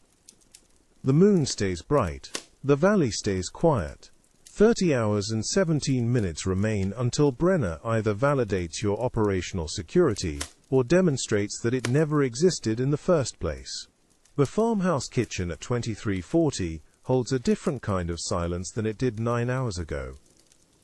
Marcel Bertrand sits at the table with a cup of coffee that has gone cold while he was reading the message that arrived by courier at 23:15 from the Vichy police contact in Clermont-Ferrand, whose reliability you still cannot verify, and whose warning 16 hours ago set in motion the operational sequence that may or may not conclude with your arrest in the next 30 hours. You sit across from him, the oilskin pouch is back on the table, no longer empty.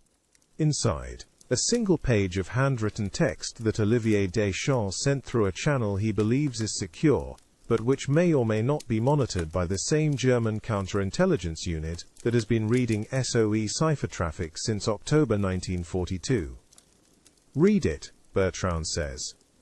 You open the pouch. The page inside is folded once, sealed with wax that has already been broken. Bertrand's handwriting on the outside. RECEIVED 2315/priority. The message inside is 3 paragraphs. No salutation. No signature. Just information delivered in the flat declarative style of someone who has written enough intelligence reports to know that clarity matters more than courtesy when the operational timeline is measured in hours. Greater than Gestapo counterintelligence unit departed LYON 2200 tonight. Destination unconfirmed, but movement pattern consistent with operations targeting Haute-Loire region. Unit composition: TWELVE personnel including Captain Klaus Brenner. Vehicle count: THREE trucks, TWO staff cars. Estimated arrival your area 04, 00 to 06, 00 tomorrow depending on road conditions and operational security protocols. Greater than intercepted radio traffic suggests Brenner received new coordinates APPROXIMATELY 22 to 30 tonight. Cannot confirm source, but timing matches your transmission window. German Signals Intelligence Unit in Lyon reported successful direction-finding operation on unauthorized broadcast originating Haute-Loire REGION 2200 this evening. Bearing and distance sufficient to narrow transmission side to approximately 15 square kilometers. Greater than if Brenner is moving on the coordinates you transmitted tonight, you have until dawn. If Brenner is moving on different intelligence, you have less than that. Recommend immediate network evacuation and radio silence until situation clarifies. You set the page down. The clock on the wall reads 23:43.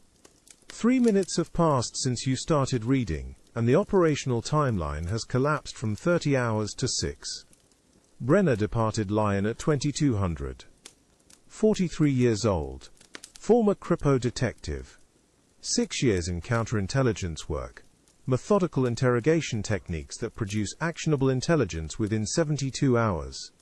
The Lyon couriers have now been in custody for 68 hours. If he is moving tonight instead of waiting, it means the interrogations yielded something that changed his operational calculus. He is moving on the decoy coordinates, you say. Probably, Bertrand says. But probably is not the same as certainly, and the difference between those two words is the difference between a successful deception operation and a catastrophic intelligence failure. He stands. The question is whether we evacuate the real safe houses now based on Deschamps' warning, or whether we wait until dawn to confirm that Brenner's people are actually raiding the decoy sites before we abandon 6 months of operational infrastructure. The kitchen is colder than it was this afternoon. The stove has gone out, and nobody has relit it, because relighting a stove is something you do when you plan to stay in one place long enough to benefit from the warmth. If we evacuate now, and Brenner is not moving on the decoy coordinates, we expose the real safe houses during the relocation. Correct. Bertrand puts on his jacket. If we wait until dawn and Brenner is moving on the real coordinates instead of the decoys, we lose the entire network before breakfast. The operational mathematics are not binary anymore, they are worse than binary. They are conditional, dependent on information you do not have, provided by a source you cannot verify, about an opponent whose decision-making process you can only approximate based on 14 months of pattern analysis that may or may not apply to the current situation. You stand. The well rod is still in your jacket pocket, though its usefulness in the next 6 hours will depend entirely on whether the situation requires a single quiet elimination or a fighting retreat against 12 German counterintelligence personnel who have been conducting operations in occupied France long enough to know how resistance networks respond when their operational security collapses. What did Aldrich say? Aldrich said the SOE protocol for this situation is to evacuate immediately and re-establish contact through London after the threat has passed. Bertrand opens the door. Cold air floods the kitchen. He also said the SOE protocol was written by people in Baker Street who have never operated in occupied France, and who do not understand that evacuating immediately means abandoning operational infrastructure that took 6 months to build, and which cannot be rebuilt before the invasion date that everyone pretends to know, but which nobody will confirm. The courtyard outside is dark. No moon now. Cloud cover has moved in from the west, which means the visibility that helped you earlier tonight is gone, and anyone conducting surveillance on the farmhouse has the same operational advantage you had when the moon was bright and the valley was visible for kilometers. 3 staff cars, 2 trucks. Brenner's unit moving through darkness on roads you know better than he does, but which he has been studying since the Lyon arrests, gave him reason to expand his operational focus to the Haute-Loire networks. His career advancement depends on dismantling networks exactly like yours. He will not rush. He will not raid until he is certain. So we stay. So we stay until 5 o'clock tomorrow, at which point we either have confirmation that Brenner is raiding the decoy sites, or we have confirmation that he is not, and we make the final decision based on information that is 6 hours old instead of 48 hours old. Bertrand closes the door. In the meantime, I am sending couriers to the real safe houses with instructions to prepare for immediate evacuation if the order comes. If we are wrong, we lose 6 hours of operational time. If we are right, we lose nothing except 1 night of sleep. You walk toward the door. Behind you, Bertrand picks up the oilskin pouch and slides Deschamps' message back inside, where it joins the operational archive of warnings that turned out to be accurate, and warnings that turned out to be German deception operations designed to make you relocate prematurely and expose yourself in the process. The door opens. The courtyard is still dark. The cold has deepened. Temperature below freezing now, which means the ground will be hard by morning, and any tracks left during a network evacuation will be visible for days to anyone conducting follow-up surveillance operations. 29 hours, you say. 5 hours and 43 minutes, Bertrand corrects. And then we know whether Olivier Deschamps is the best intelligence asset we have, or the most effective double agent Klaus Brenner has placed in the Haute-Loire region. The courtyard gravel sounds different at midnight than it does in daylight, sharper, more immediate. Each step a small confirmation that you are still moving, still free, still operating in the narrow window between warning and arrest that defines intelligence work in occupied France, when the opposition is 48 hours behind you, and closing the distance with the methodical precision of someone who has done this before.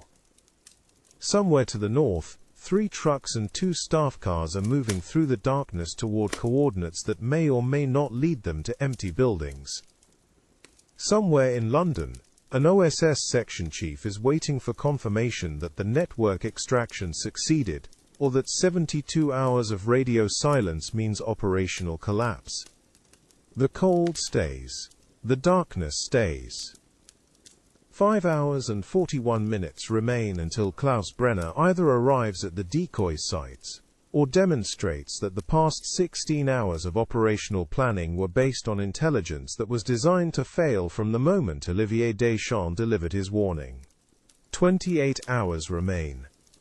The farmhouse kitchen at 5:15 holds the kind of silence that comes after decisions have been made, and before anyone has to act on them. You sit at the table with the map spread in front of you, your hands flat against the paper's edges. The lamp is turned low. The window shows nothing yet. Dawn is still 40 minutes out, and the hills are black shapes against a sky that hasn't decided what color it wants to be. The drop zone coordinates are confirmed. Fournier has committed his men. London has acknowledged receipt of your transmission with a 5-letter group that translates to proceed. which is the closest thing to an order you are going to receive from an organization that does not technically give you orders. The weapons containers are already packed into an ox cart 3 kilometers south of here, ready to move the moment the aircraft departs. You have done everything correctly. The problem is that doing everything correctly does not guarantee survival when the other side is methodical, patient, and approximately 26 hours behind you. The oilskin message pouch sits beside the lamp. You open it for the third time this morning, not because the contents have changed, but because looking at them makes the threat feel manageable. 3 pages of notes. 7 safe house locations. The ones René Fournier's 60 Maquis depend on. The ones Captain David Aldridge verified last month. The ones Marcel Bertrand helped establish when the network was still theoretical. Enough detail that Klaus Brenner would need perhaps 12 hours to map the structure once he extracted it. Which means you are operating on the assumption that he has not yet extracted it. That the Lyon couriers are still holding out. That the timeline you were given 11 hours ago remains accurate. Assumptions are what kill networks. You fold the pages back into the pouch and seal it. The wax is cool under your thumb. Footsteps on the gravel outside. You recognize the rhythm before the knock comes. Aldridge walks like a man who spent 6 months in the field and expects the ground to announce him. The knock is 2 measured taps. Not urgent, which tells you he is here because the schedule says he should be here. Not because something has gone wrong in the last 4 hours. You open the door. Aldridge steps inside without waiting for an invitation, which is how he always enters rooms. He nods once, removes his coat, and sets a folded paper on the table beside the map. London sent a second transmission, he says, came through 20 minutes ago. You unfold it. 5-letter groups, no padding, which means short message. Asset compromise confirmed. Lion stop, recommend immediate network shutdown, stop authorization discretionary. You read it twice. The second time does not change the meaning. Discretionary, Aldridge says, as if you might have missed the word. Which means they are not ordering you to shut down, but they are telling you that shutting down is the recommended course of action, and if you proceed with the drop and the network collapses, the report is going to note that you were advised otherwise. I read it the same way. And the weapons are already staged. Fournier's men are already in position. If we cancel now, we lose the trust of 60 Maquis, who are currently operating on the assumption that we deliver what we promise. Aldridge pulls out a chair and sits. He does not argue, which tells you he already worked through the same calculation before walking over here. How long until Brenner reaches the first safe house, he asks. 26 hours, possibly less. And the drop? Tonight. 2300 hours. Aldridge looks at the map. His hand moves to the drop zone coordinates, then stops halfway, as if touching the paper would make the decision real. If the drop succeeds, and Brenner arrives before we finish the extraction, the weapons containers become evidence. Which means instead of disrupting a resistance network, he captures a network plus material proof of Allied involvement. I know. Just making sure we are operating from the same set of facts. You fold the transmission and set it beside the message pouch. The lamp flickers once, then steadies. Outside, the sky is starting to gray at the edges. Not dawn yet, but the moment before dawn, when the world is visible, but not yet defined. I am proceeding with the drop, you say. Aldridge nods. He does not ask why, which tells you he already understands the operational geometry. Cancelling the drop means preserving the network, but losing Fournier's cooperation, which means losing the ability to operate in this region, which means the network becomes irrelevant, regardless of whether Brenner compromises it. Proceeding with the drop means risking exposure, but maintaining the political alignment that makes intelligence work possible in the first place. I will have Whitfield monitor the Lion channels, Aldridge says. If Brenner moves earlier than expected, we will know. And if he does? Then we improvise. He stands. The chair scrapes against the floor and the sound is loud in the quiet room. He picks up his coat, shrugs into it with the economy of motion that comes from doing the same action in the dark too many times to count. 28 hours, he says. 26 by the time the drop completes. Aldridge nods once and leaves. The door closes behind him, and you are alone with the map and the lamp and the certainty that the decision you just confirmed is either going to validate 6 months of operational discipline, or demonstrate that institutional coordination can accidentally produce catastrophic failures, while everyone involved believes they are following correct procedure. You check your watch. 5:47, dawn in 38 minutes. The aircraft will not arrive for another 17 hours, but the preparation work begins now. Clearing the drop zone, positioning the signal lights, confirming the recognition codes with Fournier's men. 17 hours of work that assumes nothing changes, that Brenner's timeline holds, that the Lyon couriers continue resisting interrogation techniques designed to extract actionable intelligence within 72 hours. Brenner does not need confessions. He needs coordinates, safe house addresses, recognition phrases. The kind of operational detail that produces a map, and maps produce raids, and raids produce collapses. You fold the map, the creases are sharp and precise. Outside, the first light touches the ridge. The drop zone at 22:45 is a flat stretch of pasture 3 kilometers south of Marcel Bertrand's farm, bordered on the west by a tree line that provides cover, and on the east by open ground that makes approach visible from 500 meters. You reach it with Fournier and 8 of his men, all of them moving without lights, relying on the faint starlight and the memory of terrain walked in daylight. The signal fires are already set, 3 points in a triangle, unlit, ready. Fournier positions his men at the perimeter. Nobody speaks. The night is cold and clear, and sound carries.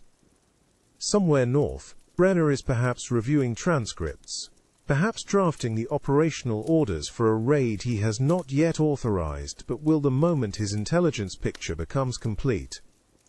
You check your watch. 22:51. 9 minutes until the scheduled overflight. The aircraft is a Halifax, flying out of Thamesford, carrying 8 containers of small arms, ammunition and plastic explosive. The pilot has the coordinates.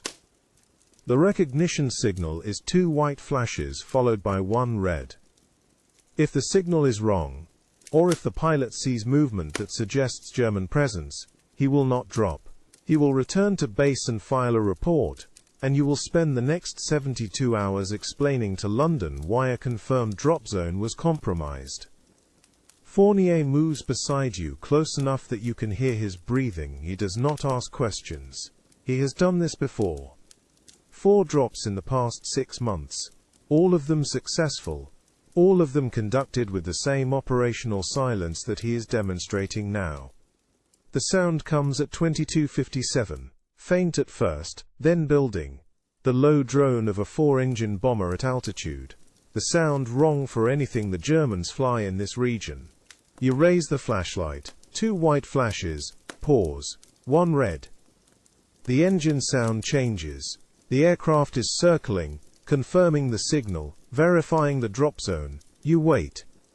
Fournier's hand is on his rifle. Not raised, just resting. Ready.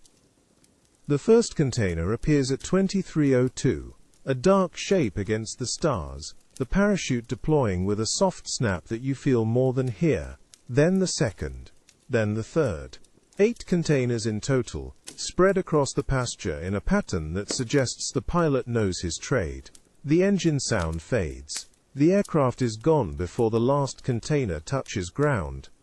Fournier's men move immediately. No lights, no voices. They know the drill. Cut the parachutes free. Drag the containers to the tree line. Confirm the contents without opening the cases. You move with them, checking the container markings against the manifest London transmitted 3 days ago. The numbers match. Everything is accounted for. By 23:17, The containers are cached under tarps at the edge of the tree line, and the parachutes are buried in a shallow trench that Fournier's men dig, with entrenching tools they brought for exactly this purpose. The pasture looks undisturbed. You walk the perimeter once, checking for tracks, for scraps of fabric, for anything that might indicate activity. Nothing. Fournier appears beside you, close enough to speak quietly. The ox cart arrives in 40 minutes. We will have everything moved before dawn. Good. And Brenner? 22 hours? Possibly less. Fournier nods. He does not ask what happens if Brenner arrives early. He already knows. The containers become evidence, the network collapses, and 60 men scatter into the hills with the certain knowledge that cooperation with Allied intelligence produces results that are tactically useful and strategically fatal. We will move fast, he says. He returns to his men. You stand at the edge of the pasture listening to the night. The wind is light, the stars are bright. Somewhere to the north, Klaus Brenner is perhaps sleeping, or perhaps reviewing interrogation transcripts, or perhaps receiving reports from informants whose names you do not know, and whose motivations you cannot verify. Former Kripo detective, methodical, patient, the kind of officer who builds cases the way engineers build bridges, checking every calculation twice. You check your watch. 23:24. The drop is complete, the weapons are secure, the operational timeline is holding. 21 hours remain. The transmission site at 4:30 is the same hillside clearing you used 6 nights ago, but the operational context has changed in ways that make the terrain feel different. You set up the aerial while Corporal James Whitfield assembles the B2 transceiver, with the mechanical precision of someone who has done this enough times that his hands no longer require conscious instruction. The message is pre-composed, encoded on a one-time pad that you will burn immediately after transmission. 14 5-letter groups. Drop successful, stop network extraction commencing, stop estimate completion, 18 hours stop request, confirmation reception. Whitfield tunes the frequency. The static is steady, rhythmic. London opens the window at 4:45, and Whitfield begins transmitting immediately, his hand on the key moving in the clipped cadence of Morse. That sounds like a conversation only if you understand the rhythm well enough to hear the spaces between the letters. The acknowledgement comes at 4:52. 5-letter groups, no hesitation. MESSAGE received, stop monitor Lion channels, stop report status 12 hours. Whitfield copies it down, then shuts off the transceiver, and begins disassembling the components, with the same methodical care he used to assemble them. You coil the aerial. The sky is lightening, not dawn yet, but close. 12 hours, Whitfield says. They want confirmation that the extraction is progressing. And if Brenner arrives before 12 hours, then the extraction becomes irrelevant. Whitfield nods. He does not ask follow-up questions. He packs the transceiver into its case, secures the straps, and stands. The hillside is quiet. The wind has died. Below, the valley is still dark, but the ridgeline to the east is starting to show definition. Somewhere in Lyon, 3 couriers are entering their 4th day of interrogation. The 72-hour window Brenner typically requires is narrowing. You walk back to the farmhouse in silence. Whitfield peels off at the fork that leads to Aldridge's safe house. You continue alone. By 5:40, you are back at Marcel Bertrand's kitchen table, with the map spread in front of you, and the oilskin message pouch open beside it. The extraction plan is simple in concept, complex in execution.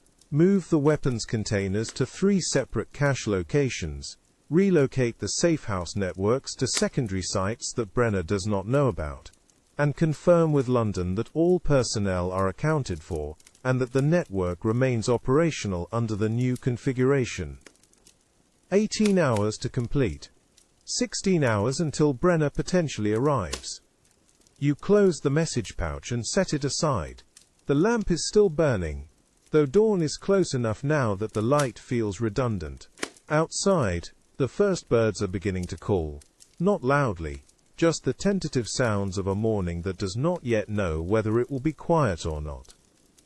Footsteps on the gravel. Bertrand enters without knocking, which tells you he has been awake for some time.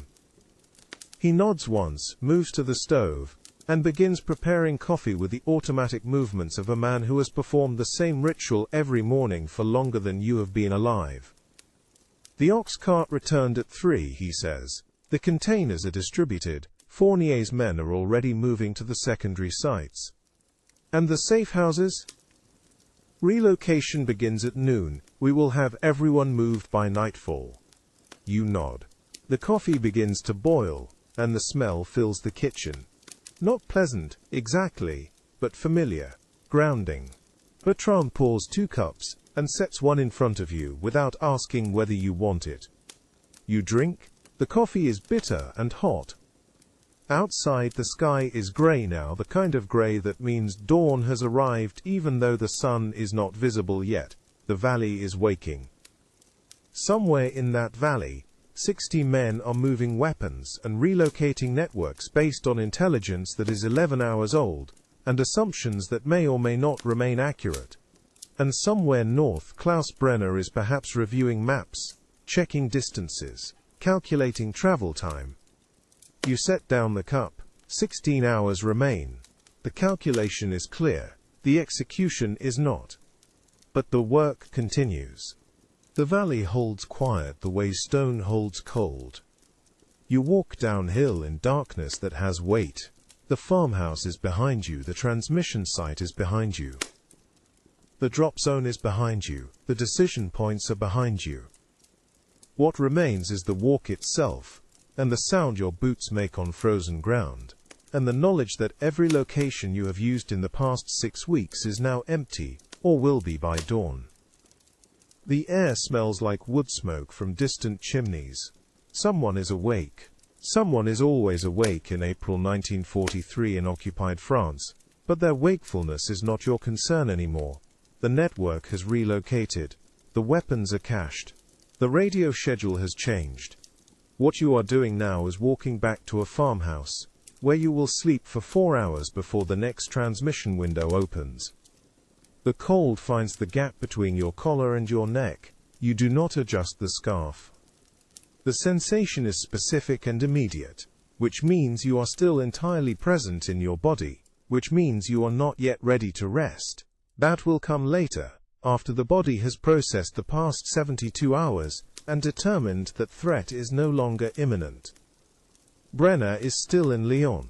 His interrogations move with methodical precision through the 3 couriers he holds, building a map from fragments. Each session extracts a location, a codename, a junction point. The decoy sites are still intact. The Maquis are still in the hills under René Fournier's command. 60 men dispersed across 7 new positions.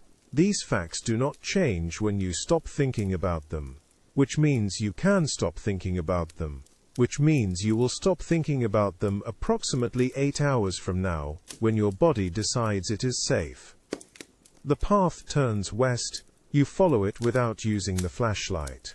The moon is not full, but the cloud cover has cleared enough that the valley floor is visible as variations in shadow density. Trees are darker than pasture. Stone walls are darker than both. You navigate by differentiation rather than by seeing, which is how most navigation works in April in the Haute-Loire, when you cannot afford to be seen. Your hands are cold inside the gloves. That is acceptable. Cold hands mean reduced circulation to the extremities, which means your core temperature is being preserved, which means your body is doing exactly what it should be doing. You trust the process. The farmhouse appears as a darker shape against dark hillside. No light shows in the windows. Marcel Bertrand is asleep, or pretending to be, or sitting in the kitchen with the lamp turned down low waiting for confirmation that you have returned. You will know which when you open the door. A dog barks once in the distance, then stops. The sound carries in cold air. You do not change your pace. The darkness between you and the farmhouse is finite distance, measured in steps that require no thought. The walk takes 38 minutes. The stars are out. You do not count them. The kitchen is dark except for embers in the stove. You close the door carefully. The latch clicks. Bertrand does not appear, which means he is actually asleep, which means the past 72 hours are over in a way that lets other people rest. That is useful information.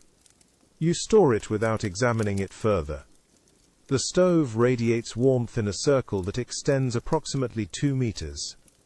You stand at the edge of that circle and let your body decide when to move closer. It decides after 90 seconds. You sit in the chair nearest the stove and do not remove your boots. The oilskin pouch is still in your jacket pocket. It contains 3 pages of encoded transmission logs, and a list of cache locations that will matter tomorrow but do not matter now. You leave it where it is. The intelligence is stable. The radio is packed. The next transmission is scheduled for 4:30, which is 5 hours from now, which means you have time to sleep if your body permits it. The embers shift. A small sound. Heat moves through cast iron in ways that produce expansion, which produces sound, which means nothing, except that the stove is doing what stoves do. You watch the ember glow through the grate, orange, steady, no smoke. Your shoulders release, not dramatically, not all at once. The tension that has lived there since 4:47 on April 12th begins to unwind in increments too small to name. You notice it the way you notice temperature change, by the fact that the previous state is no longer present. The chair creaks when you shift weight, wood against wood. The sound belongs to the room, not to the war. You let your head rest against the chair back. The ceiling is invisible in the darkness, but you know it is there. The same beams Bertrand pointed out 3 weeks ago when you first arrived. Oak timber from the previous century, solid enough to trust. Somewhere in the hills, the Maquis are sleeping in new positions. Somewhere in Lyon, Brenner is reviewing interrogation transcripts that will lead him to empty buildings. Somewhere over the channel, an SOE aircraft is flying back to England with an empty cargo bay.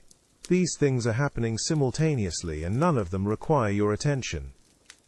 The kitchen smells like bread from this morning and lamp oil, and the particular staleness of indoor air in a stone building in April. You breathe it. You do not analyze it. 4 hours and 33 minutes remain until the transmission window. That is enough. The broadcast goes out at 4:47. You do not remember keying the message. The transmission itself is mechanical. Hand on the key, rhythm established, encryption group by encryption group, until the prepared text is complete, and the carrier wave drops, and the silence returns. Corporal James Whitfield is there. He confirms the frequency is clear. You pack the radio. The aerial wire comes down. The battery disconnects. The crystal slides into its padded case.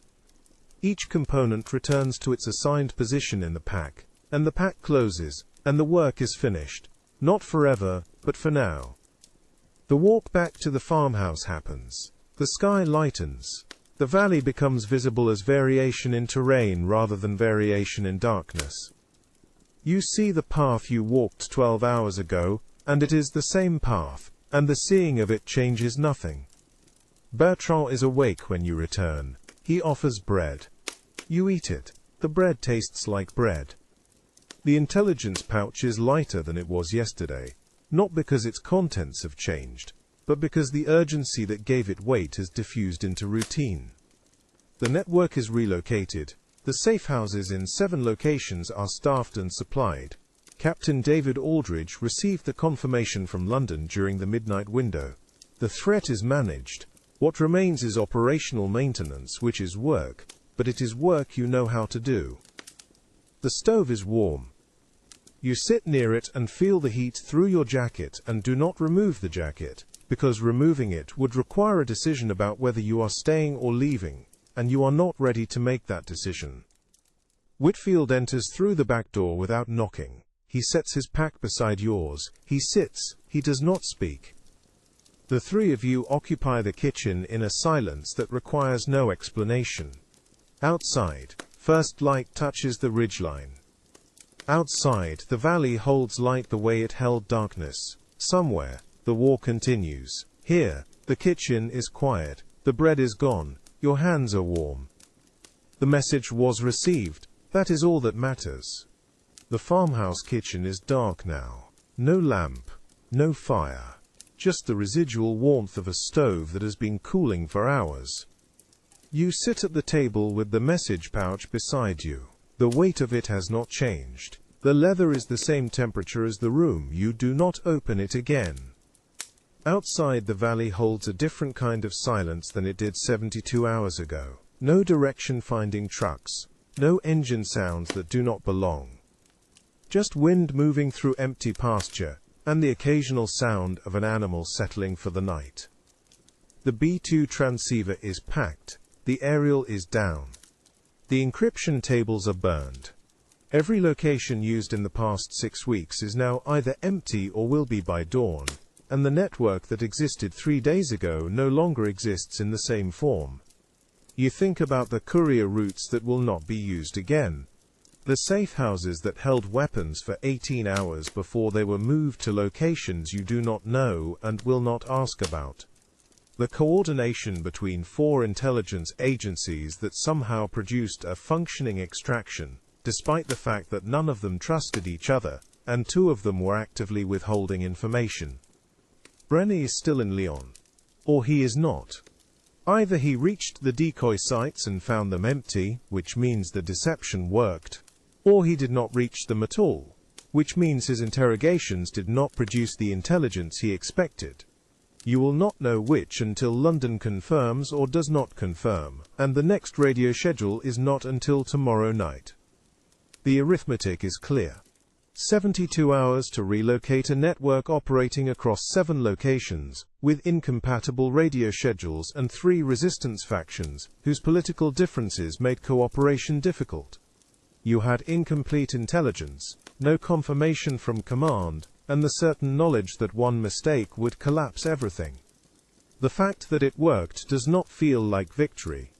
It feels like the specific relief that comes from discovering that institutional coordination failures can accidentally produce successful operations when enough people make correct decisions with incomplete information under pressure. You sit in the dark farmhouse kitchen and do not light the lamp. The message pouch sits beside you. The weight of it is familiar now. You have carried it for 3 days, and the rhythm of its presence has become part of how you move through terrain. Outside, the valley is completely dark. No moon tonight, just stars and the specific quality of rural night where the only sounds are wind and distance and the occasional movement of something that is not human. You close your eyes. The kitchen is warm enough, the chair is solid, the table holds your weight and the weight of the message pouch and nothing else. Tomorrow there will be another radio schedule, another transmission window. Another set of decisions to make with incomplete information, and no guarantee that London received any of the reports you sent over the past 72 hours. Tonight there is only this: the dark kitchen, the cooling stove, the message pouch beside you, and the knowledge that the network you spent 6 weeks building no longer exists in the form it did 3 days ago, which means it survived. You do not move. You do not light the lamp. You sit in the darkness and let the valley hold its silence. The smell of wood smoke lingers in the kitchen, even though the fire has been out for hours. It is not strong, just a trace, the residual scent that clings to stone and timber after a stove has cooled. You breathe it in without thinking. It is the same smell that was present the first night you reached this valley, when the farmhouse was just a location on a map and Marcel Bertrand was a name in a file, rather than a man whose operational discipline kept 7 locations functioning, despite the fact that they were never designed to work together. The message pouch sits on the table. You have not opened it since this morning. There is no reason to open it now. The contents have not changed, and the next radio schedule is still hours away. Outside, the wind moves through the valley with the steady rhythm of something that has been moving the same way for centuries. No urgency to it, no threat. Just wind doing what wind does when there are no obstacles, and no direction-finding trucks, and no reason to measure its speed or trajectory. You think about the drop zone 3 kilometers south.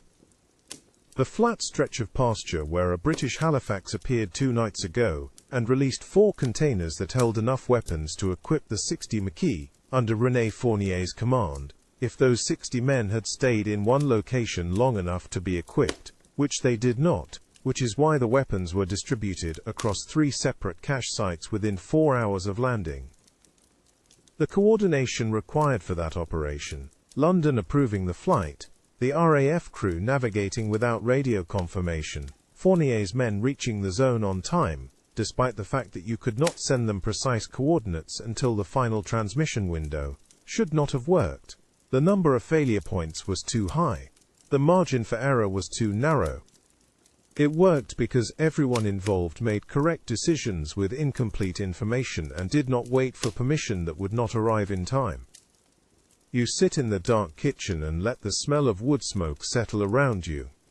The valley outside is completely still now, no engine sounds.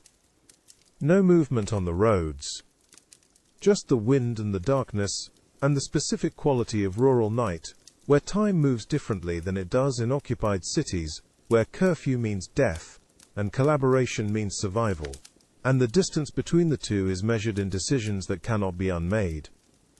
Tomorrow there will be another radio schedule, another message to London, another set of coordinates to confirm or deny. Tonight there is only the wood smoke and the cooling stove and the message pouch on the table beside you. You close your eyes and breathe. No radio static tonight. The B2 is packed. The headphones are stored. The encryption tables are ash. You sit in the farmhouse kitchen and listen to nothing. The specific quality of silence that follows 72 hours of crisis when every sound mattered and distance was measured in hours rather than kilometers. The valley holds its darkness without comment. No engine sounds, no direction-finding frequencies sweeping the hillsides.